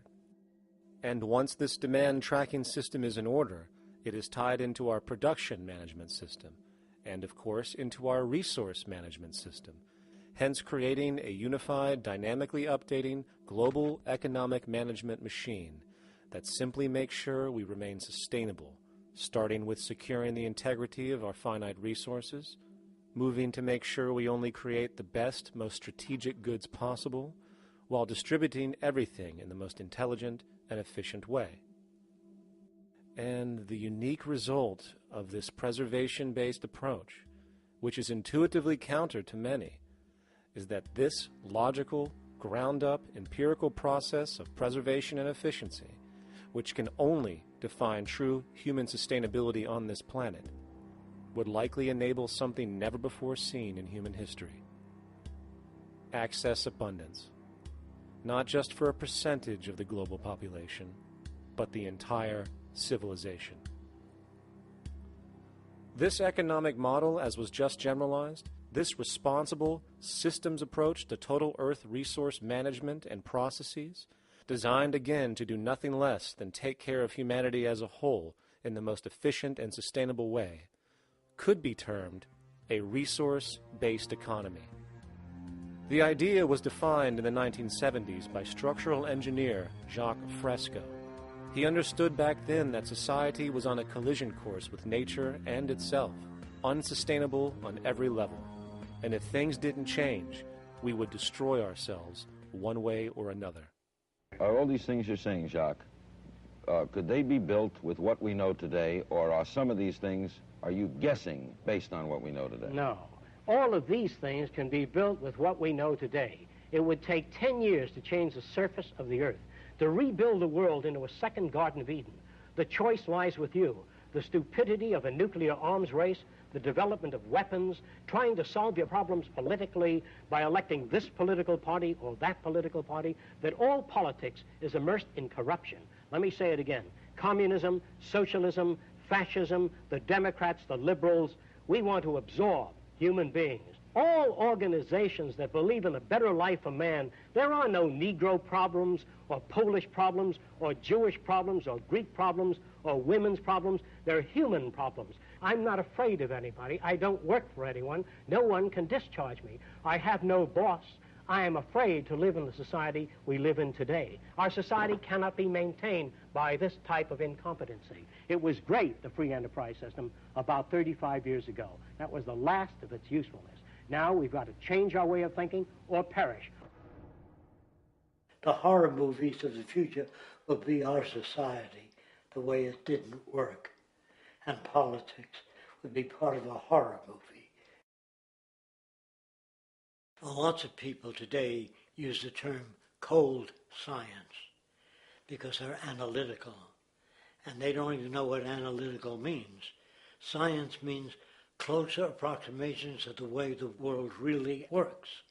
So it's telling the truth, is what it is. A scientist doesn't try to get along with people. They tell them what their findings are.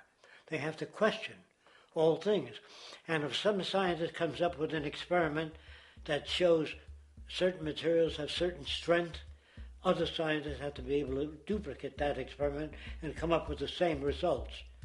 Even if a scientist feels that an airplane wing, due to mathematics or calculations, can hold up a given amount of weight, they still pile sandbags on it to see when it breaks.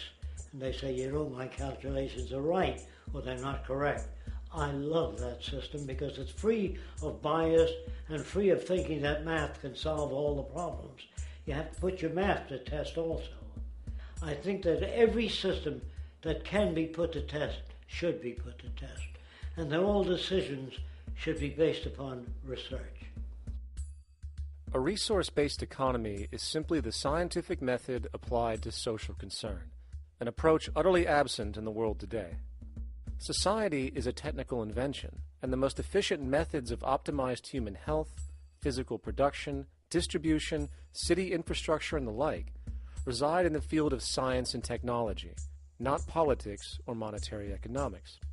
It operates in the same systematic way as, say, an airplane, and there is no Republican or liberal way to build an airplane.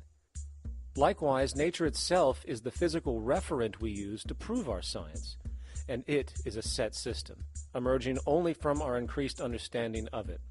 In fact, it has no regard for what you subjectively think or believe to be true. Rather, it gives you an option. You can learn and fall in line with its natural laws and conduct yourself accordingly, invariably creating good health and sustainability, or you can go against the current to no avail. It doesn't matter how much you believe you can just stand up right now and walk on the wall next to you. The law of gravity will not allow it. If you do not eat, you will die. If you are not touched as an infant, you will die. As harsh as it may sound, nature is a dictatorship, and we can either listen to it and come in harmony with it, or suffer the inevitable adverse consequences. So, a resource-based economy is nothing more than a set of proven, life-supporting understandings where all decisions are based upon optimized human and environmental sustainability. It takes into account the empirical life ground, which every human being shares as a need, regardless, again, of their political or religious philosophy. There is no cultural relativism to this approach. It isn't a matter of opinion. Human needs are human needs, and having access to the necessities of life, such as clean air, nutritious food, and clean water, along with a positively reinforcing, stable, nurturing, and non-violent environment, is demanded for our mental and physical health, our evolutionary fitness, and hence the species' survival itself. A resource-based economy would be based upon available resources. You can't just bring a lot of people to an island or build a city of 50,000 people without having access to the necessities of life. So when I use the term a comprehensive systems approach, I'm talking about doing an inventory of the area first and determining what that area can supply, not just architectural approach, not just design approach, but design must be based on all of the requirements to enhance human life. And that's what I mean by an integrated way of thinking. Food, clothing, shelter, warmth, love, all those things are necessary. If you deprive people of any of them, you have a lesser human being, less capable of functioning.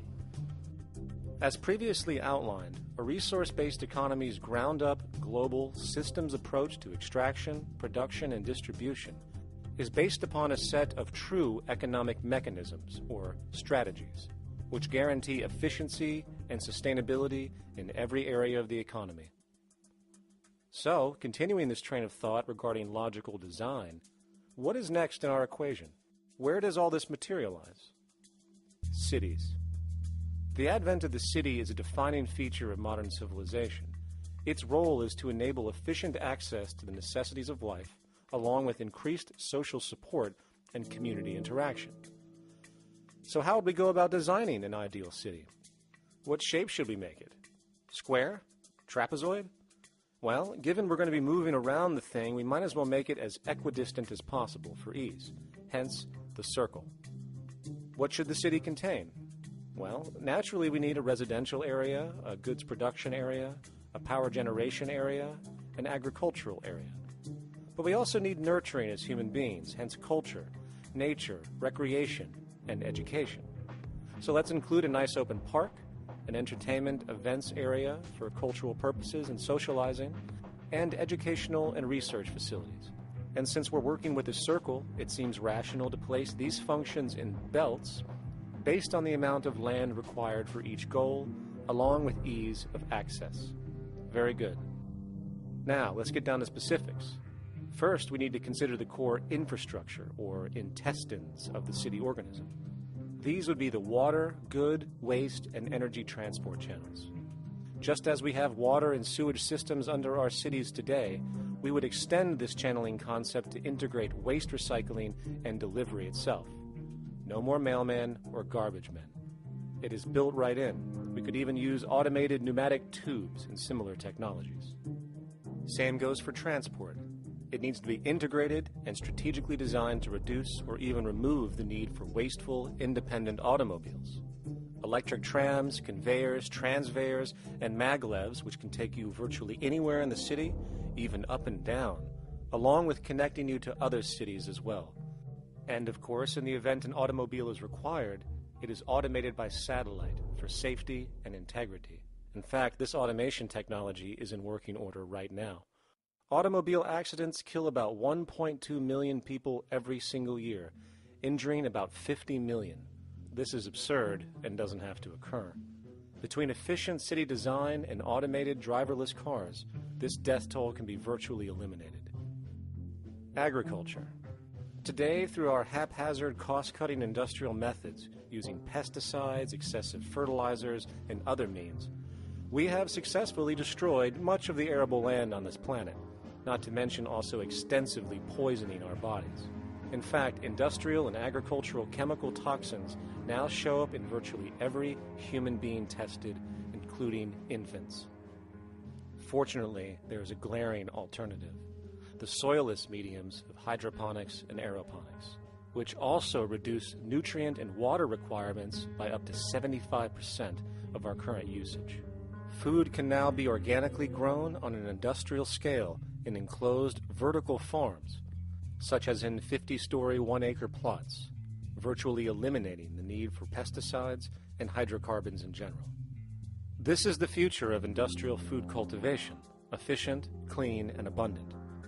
So, such advanced systems would be, in part, what comprise our agricultural belt, producing all the food required for the entire city's population, with no need to import anything from the outside, saving time, waste, and energy. And speaking of energy, the energy belt would work in a systems approach to extract electricity from our abundant renewable mediums. specifically wind, solar, geothermal, and heat differentials, and if near water potentials, tidal and wave power.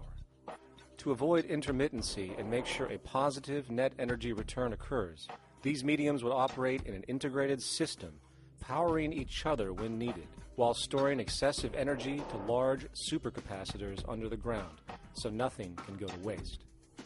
And not only does the city power itself, particular structures will also power independently and generate electricity through photovoltaic paints, structural pressure transducers, the thermocouple effect, and other current but underutilized technologies. But of course, this begs the question, how does this technology and goods in general get created in the first place? This brings us to production.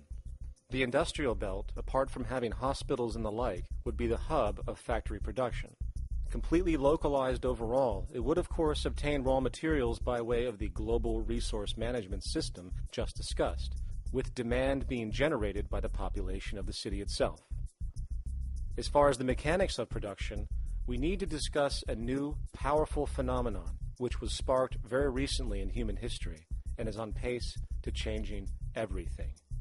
It's called mechanization, or the automation of labor. Well, if you look around you, you'll notice that almost everything that we use today is built automatically.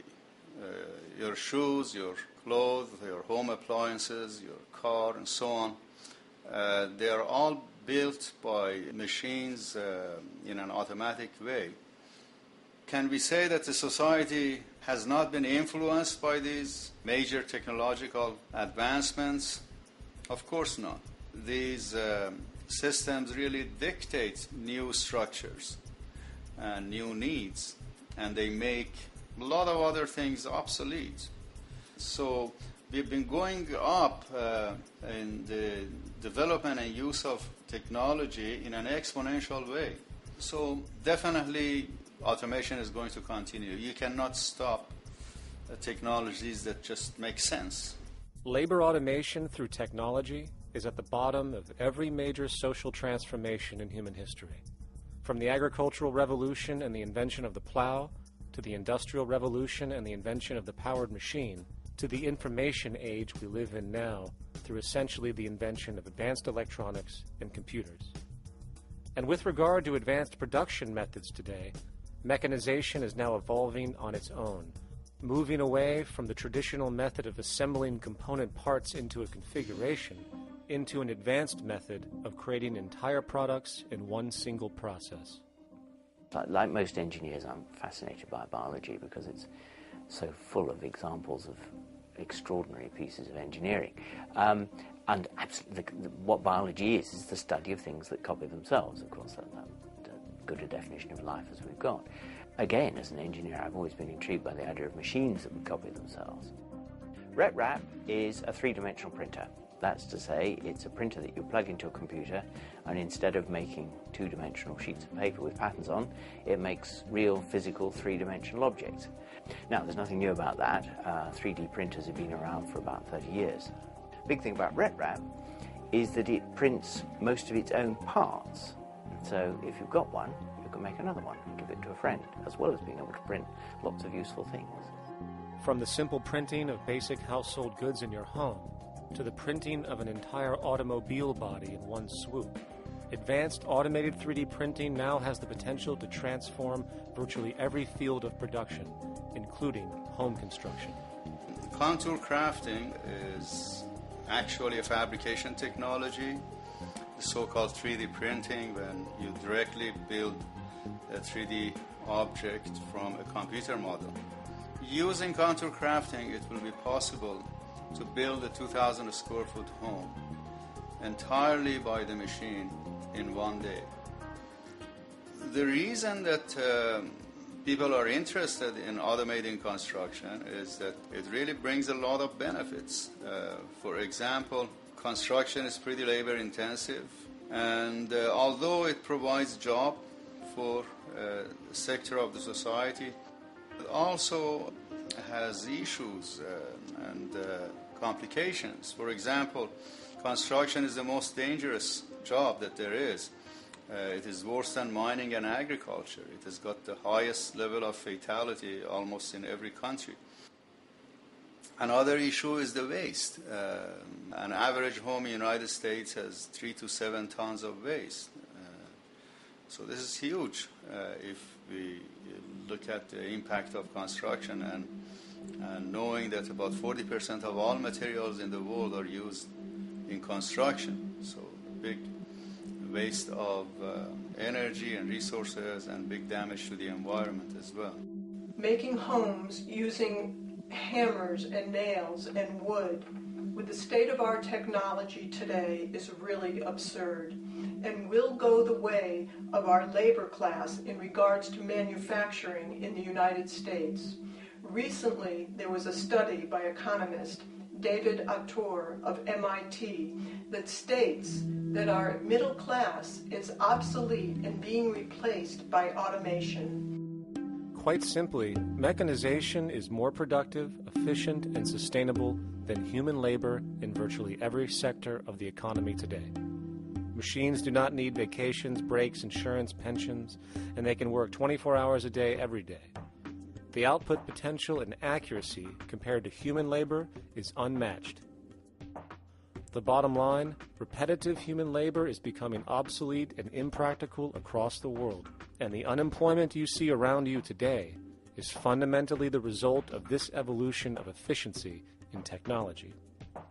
For years, market economists have dismissed this growing pattern, which could be called technological unemployment, because of the fact that new sectors always seem to emerge to reabsorb the displaced workers. Today, the service sector is the only real hub left and currently employs over 80% of the American workforce, with most industrialized countries maintaining a similar proportion. However, this sector is now being challenged increasingly by automated kiosks, automated restaurants, and even automated stores. Economists today are finally acknowledging what they have been denying for years. Not only is technological unemployment exacerbating the current labor crisis we see across the world due to the global economic downturn, but the more the recession deepens, the faster the industries are mechanizing. The catch, which is not realized, is that the faster they mechanize to save money, the more they displace people, the more they reduce public purchasing power. This means that while the corporation can produce everything more cheaply, fewer and fewer people will actually have money to buy anything, regardless of how cheap they become.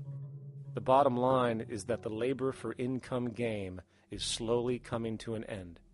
In fact, if you take a moment to reflect on the jobs which are in existence today, which automation could take over right now if applied, 75% of the global workforce could be replaced by mechanization tomorrow. And this is why, in a resource-based economy, there is no monetary market system, no money at all, for there is no need. A resource-based economy recognizes the efficiency of mechanization and accepts it for what it offers. It doesn't fight it like we do today. Why? Because it is irresponsible not to, given any interest in efficiency and sustainability. And this brings us back to our city system. In the center is the central dome, which not only houses the educational facilities and transportation hub, it also hosts the mainframe that runs the city's technical operations. The city is, in fact, one big automated machine. It has sensors in all technical belts to track the progress of agriculture, energy gathering, production, distribution, and the like. Now, would people be needed to oversee these operations in the event of a malfunction or the like? Most probably yes, but that number would decrease over time as improvements continue. However, as of today, maybe 3% of the city population would be needed for this job when you break it down. And I can assure you that in an economic system which is actually designed to take care of you and secure your well-being, without you having to submit to a private dictatorship on a daily basis, usually to a job that is either technically unnecessary or socially pointless, while often struggling with debt that doesn't exist just to make ends meet.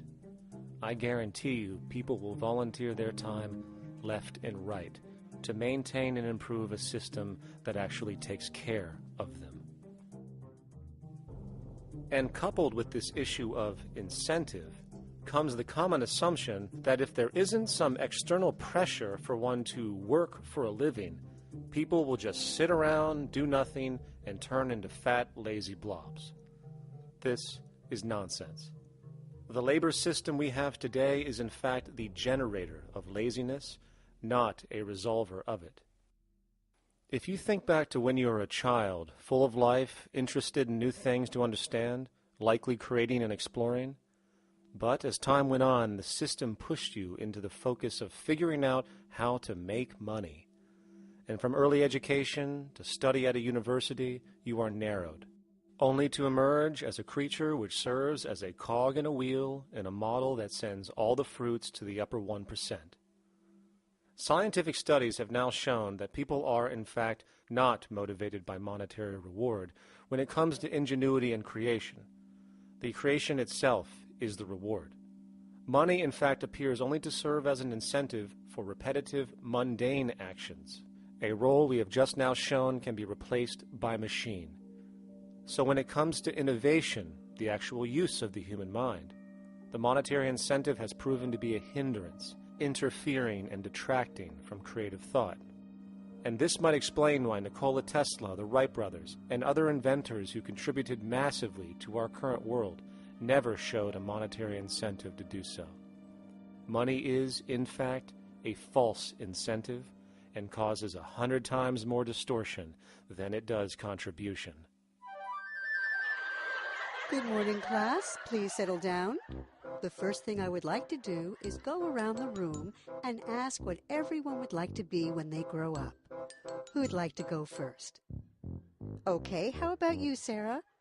When I grow up, I want to work at McDonald's like my mom.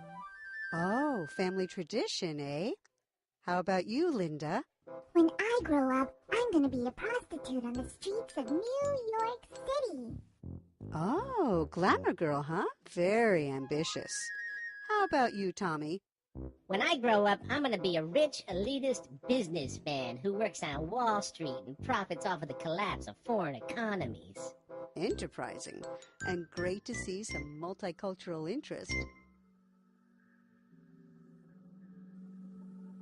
As stated before, a resource-based economy applies the scientific method to social concern, and this isn't limited to simply technical efficiency. It also has the consideration of human and social well-being directly and what comprises it. What good is a social system if, in the end, it doesn't produce happiness and peaceful coexistence? So it is important to point out that with the removal of the money system and the necessities of life provided, we would see a global reduction in crime by about 95% almost immediately, for there is nothing to steal, embezzle, scam, or the like. 95% of all people in prisons today are there due to some monetary-related crime or drug abuse, and drug abuse is a disorder, not a crime. So what about the other 5%, the truly violent, often seeming to some as being violent for the sake of being violent? Are they just evil people? The reason that I frankly think it's a waste of time to engage in moral value judgments about people's violence is because it doesn't advance by one iota our understanding of either the causes or the prevention of the violent behavior. People sometimes ask if I believe in forgiving criminals. My answer to that is, no, I don't believe in forgiveness any more than I believe in condemnation. It's only if we as a society can take the same attitude of treating violence as a problem in public health and preventive medicine rather than as a moral evil.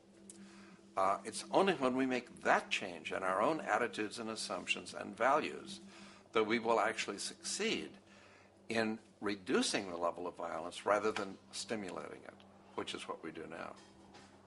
The more justice you seek, the more hurt you become, because there's no such thing as justice. There is whatever there is out there. That's it. In other words, if people are conditioned to be racist, bigots, if they're brought up in an environment that advocates that, why do you blame the person for it? They're a victim of a subculture. Therefore, they have to be helped. The point is, we have to redesign the environment that produces aberrant behavior. That's the problem, not putting a person in jail. That's why judges, lawyers, freedom of choice, such concepts are dangerous, because it gives you misinformation that the person is bad or that person is a serial killer.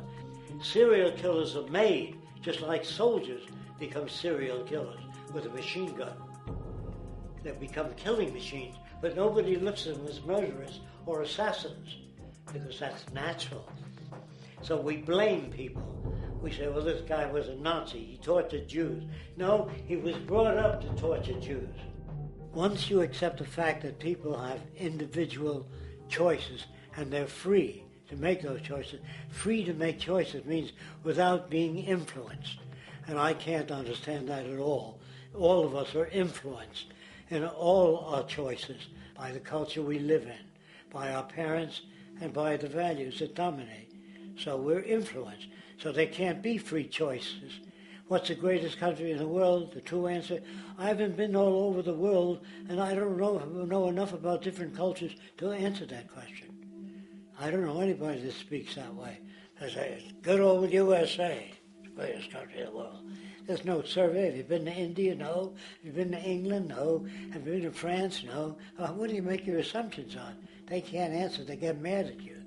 They say, well, goddamn it, who the hell are you to tell me what to think? You know, don't forget, you're dealing with aberrated people. They're not responsible for their answers. They're victims of culture. That means they've been influenced by their culture.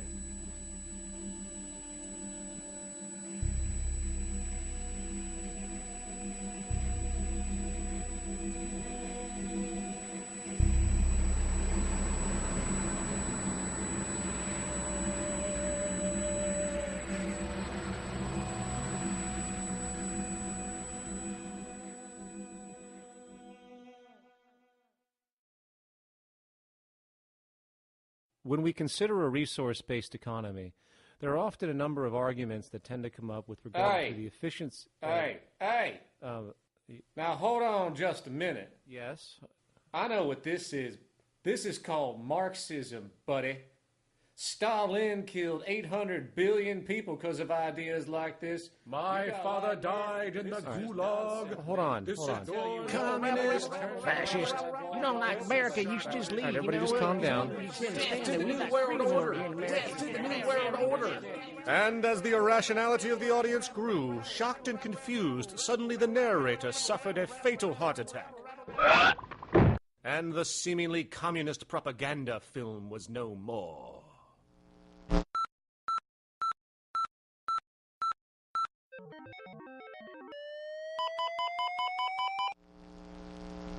You know, I've said that sort of thing to people in think tank type of situations, and you know, these Club of Rome types and so forth.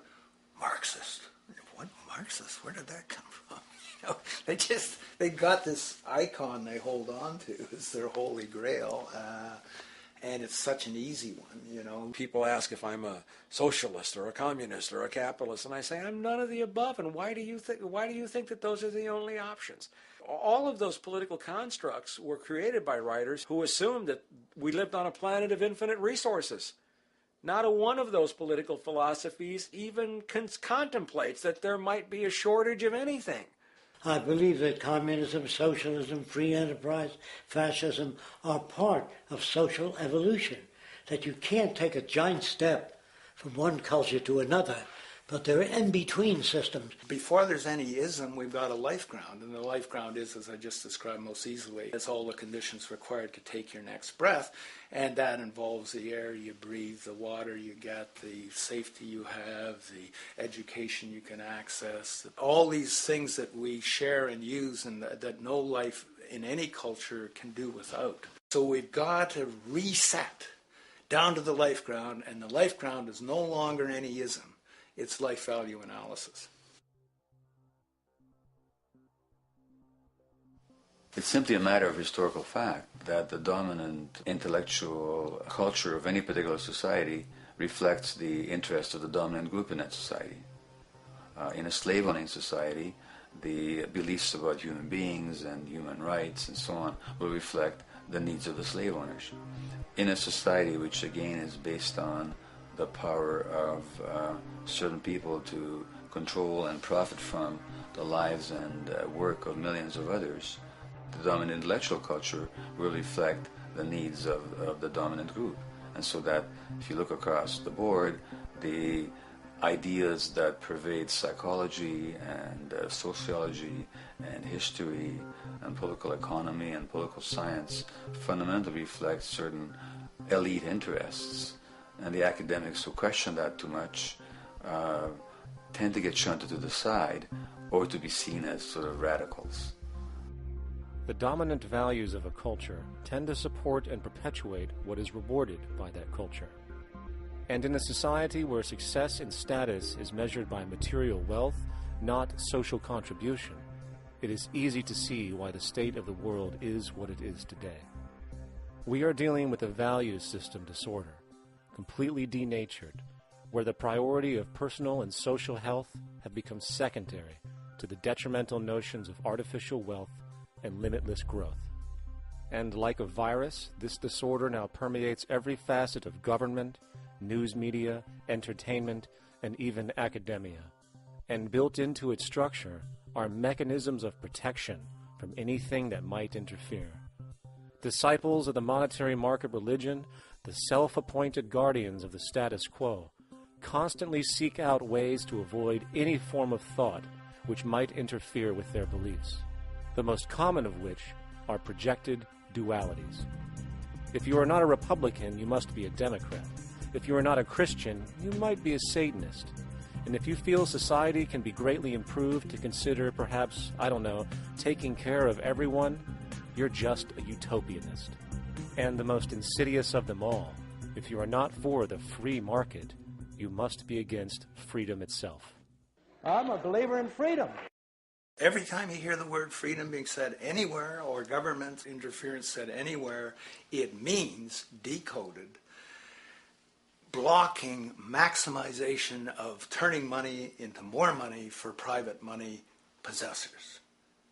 That's it. Every other thing they'll say, oh, we need more commodities for people, oh, this is freedom against tyranny and so forth. Every time you see it, you can decode it down to that. And I think you'll find a one-to-one correlation with every time they use it. And this is a sense in which we might call it's a syntax, a governing syntax of understanding and of value, so that it governs beneath their own recognition of it. So they may not say, oh, I didn't mean that at all, but in fact, that's what they do. Just like you may speak a grammar, and you have rules of grammar you follow without recognizing what the rules are. And so what we have is what I call the ruling value syntax that underlies this. So every time they use these words, government interference, lack of freedom, or progress, or development, you can decode them all to come back to mean that. Of course, when you hear the word freedom, it tends to be in the same sentence with something called democracy.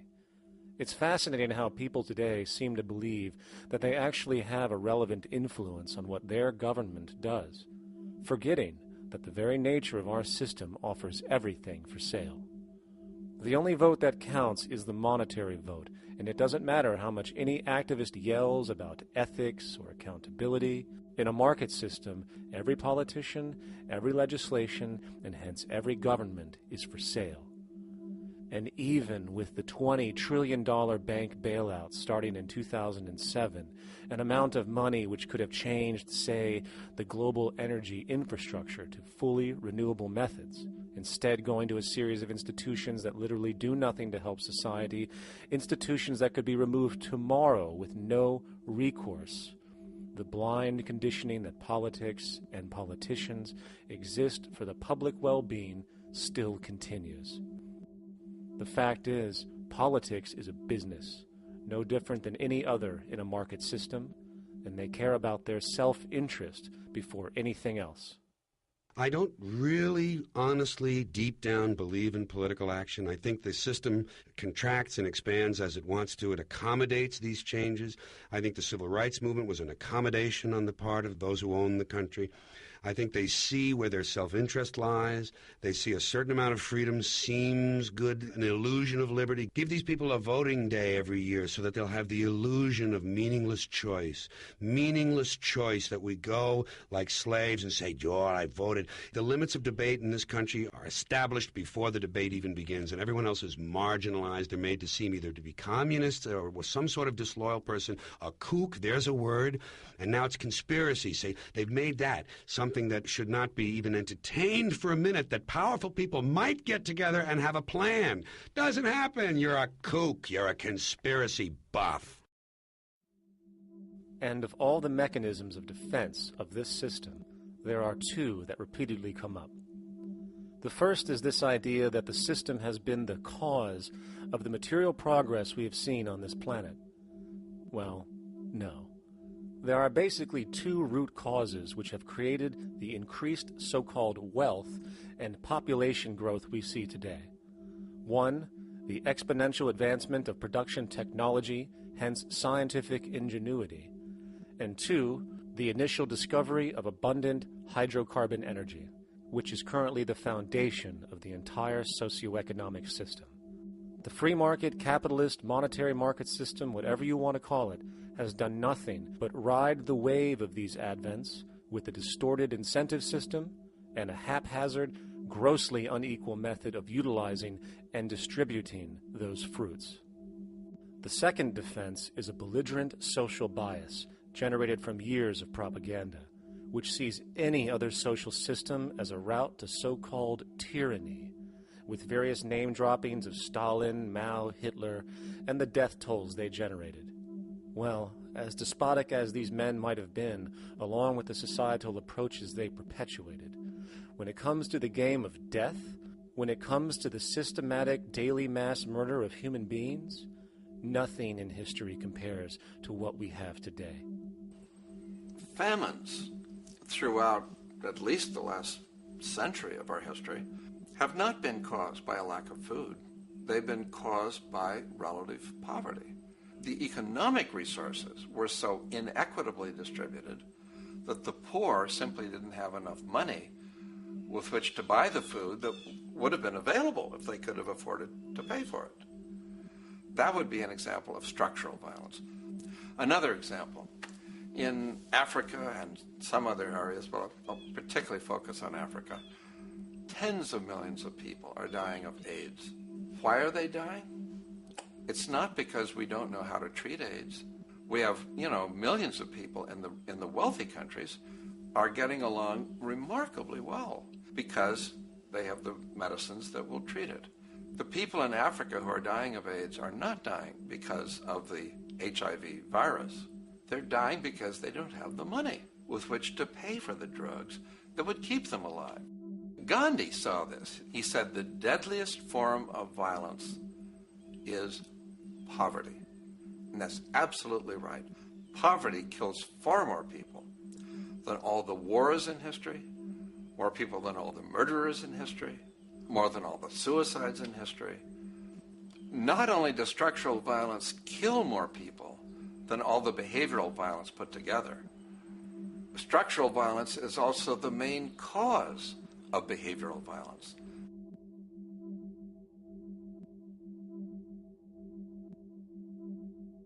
Oil is the foundation of, and it is present throughout the edifice of human civilization.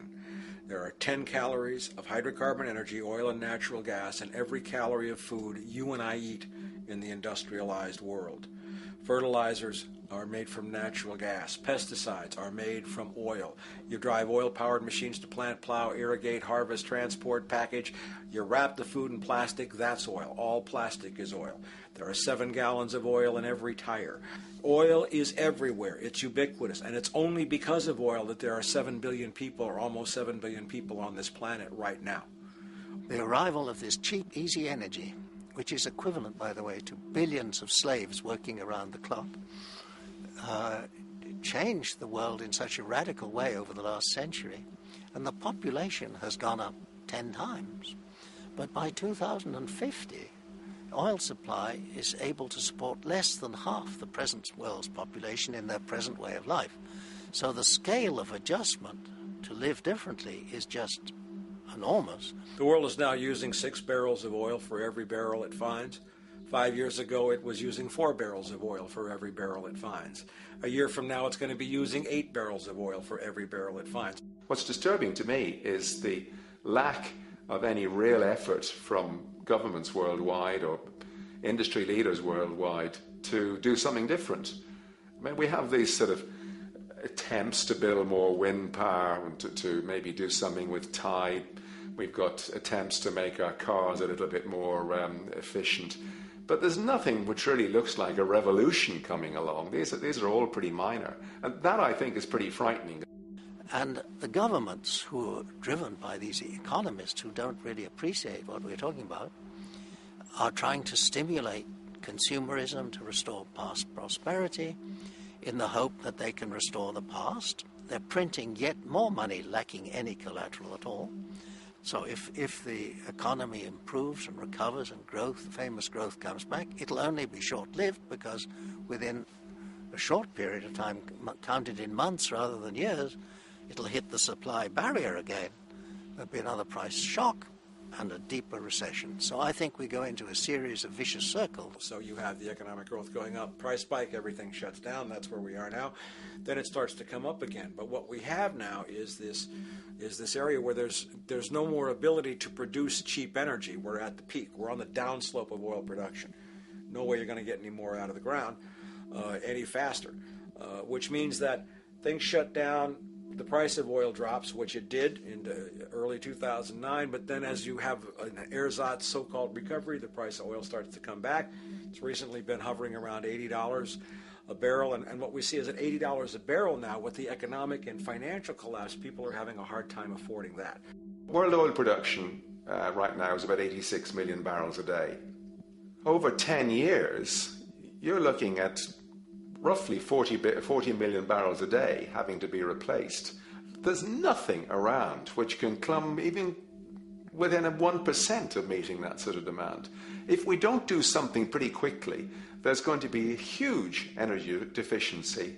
I think the big mistake is in not recognizing a decade or so ago that a concerted effort needed to be made to develop these sustainable forms of energy. I think that's something our grandchildren will look back on with total disbelief. You people knew that you were dealing with a finite commodity. How could you possibly have built your economy around something which was going to disappear?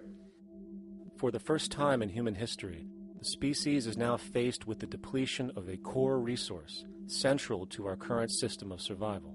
And the punchline of the whole thing is that even with oil becoming more and more scarce, the economic system will still blindly push its cancerous growth model so people can go out and buy more oil-powered cars to generate GDP and jobs, exasperating the decline. Are there solutions to replace the edifice of the hydrocarbon economy? Of course. But the path needed to accomplish these changes will not manifest through the market system protocols required, since new solutions can only be implemented through the profit mechanism. People are not investing in renewable energies because there is no money in it in both the long and short term, and the commitment needed to make it happen can only occur at a severe financial loss. Hence, there is no monetary incentive, and in this system, if there's no monetary incentive, things do not happen. And on top of it all, peak oil is just one of many surfacing consequences of the environmental social train wreck gaining speed today. Other declines include freshwater, the very fabric of our existence, which is currently showing shortages for 2.8 billion people, and those shortages are on pace to reach 4 billion by 2030. Food production, the destruction of arable cropland, from which 99.7% of all human food comes from today, is occurring up to 40 times faster than it is being replenished. And over the last 40 years, 30% of the arable land has become unproductive. Not to mention that hydrocarbons are the backbone of agriculture today, and as it declines, so will the food supply. As far as resources in general, at our current patterns of consumption, by 2030 we will need 2 planets to continue our rates. not to mention the continual destruction of life-supporting biodiversity, causing extinction spasms and environmental destabilization across the globe.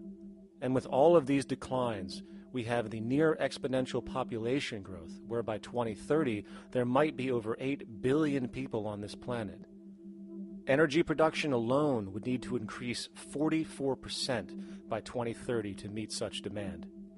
And again, since money is the only initiator of action, are we to expect that any country on the planet is going to be able to afford the massive changes needed to revolutionize agriculture, water processing, energy production, and the like, when the global debt pyramid scheme is slowly shutting the entire world down? Not to mention the fact that the unemployment you currently see is going to become normality due to the nature of technological unemployment. The jobs are not coming back. And finally, a broad social perspective. From 1970 to 2010, poverty on this planet doubled due to this system. And given our current state, do you honestly think we will see anything less than more doubling, more suffering, and more mass starvation? There is not going to be any recovery. This is not some long depression that we're someday going to pull out of. I think the next phase we're going to see after the next round of economic collapse is massive civil unrest, when employment checks stop being paid because the states have no money left. And when things get so bad that people lose confidence in their elected leaders, they will demand change if we don't kill each other in the process or destroy the environment. I'm just afraid that we might get to the point of no return. And that bothers me no end. We do all we can to avoid that condition. It's clear that we're on the verge of a great transition in human life. That what we face now is this fundamental change of the life we've known over the last century. There has to be a link between the economy and the resources of this planet, the resources being, of course, all animal and plant life, the health of the oceans and everything else. This is a monetary paradigm that will not let go until it's killed the last human being. The in-group will do all it can to stay in power. And that's what you got to keep in mind. They'll use the Army and Navy and lies or whatever they have to use to keep in power.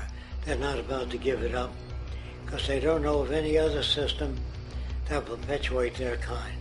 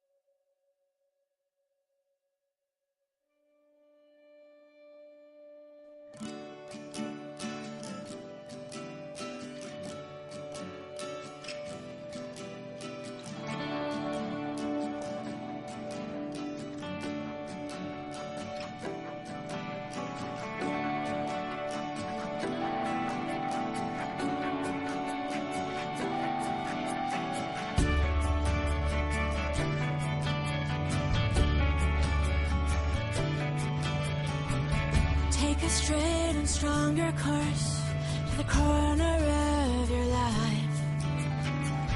Just remember that the goal is for us all to capture all we want. We have to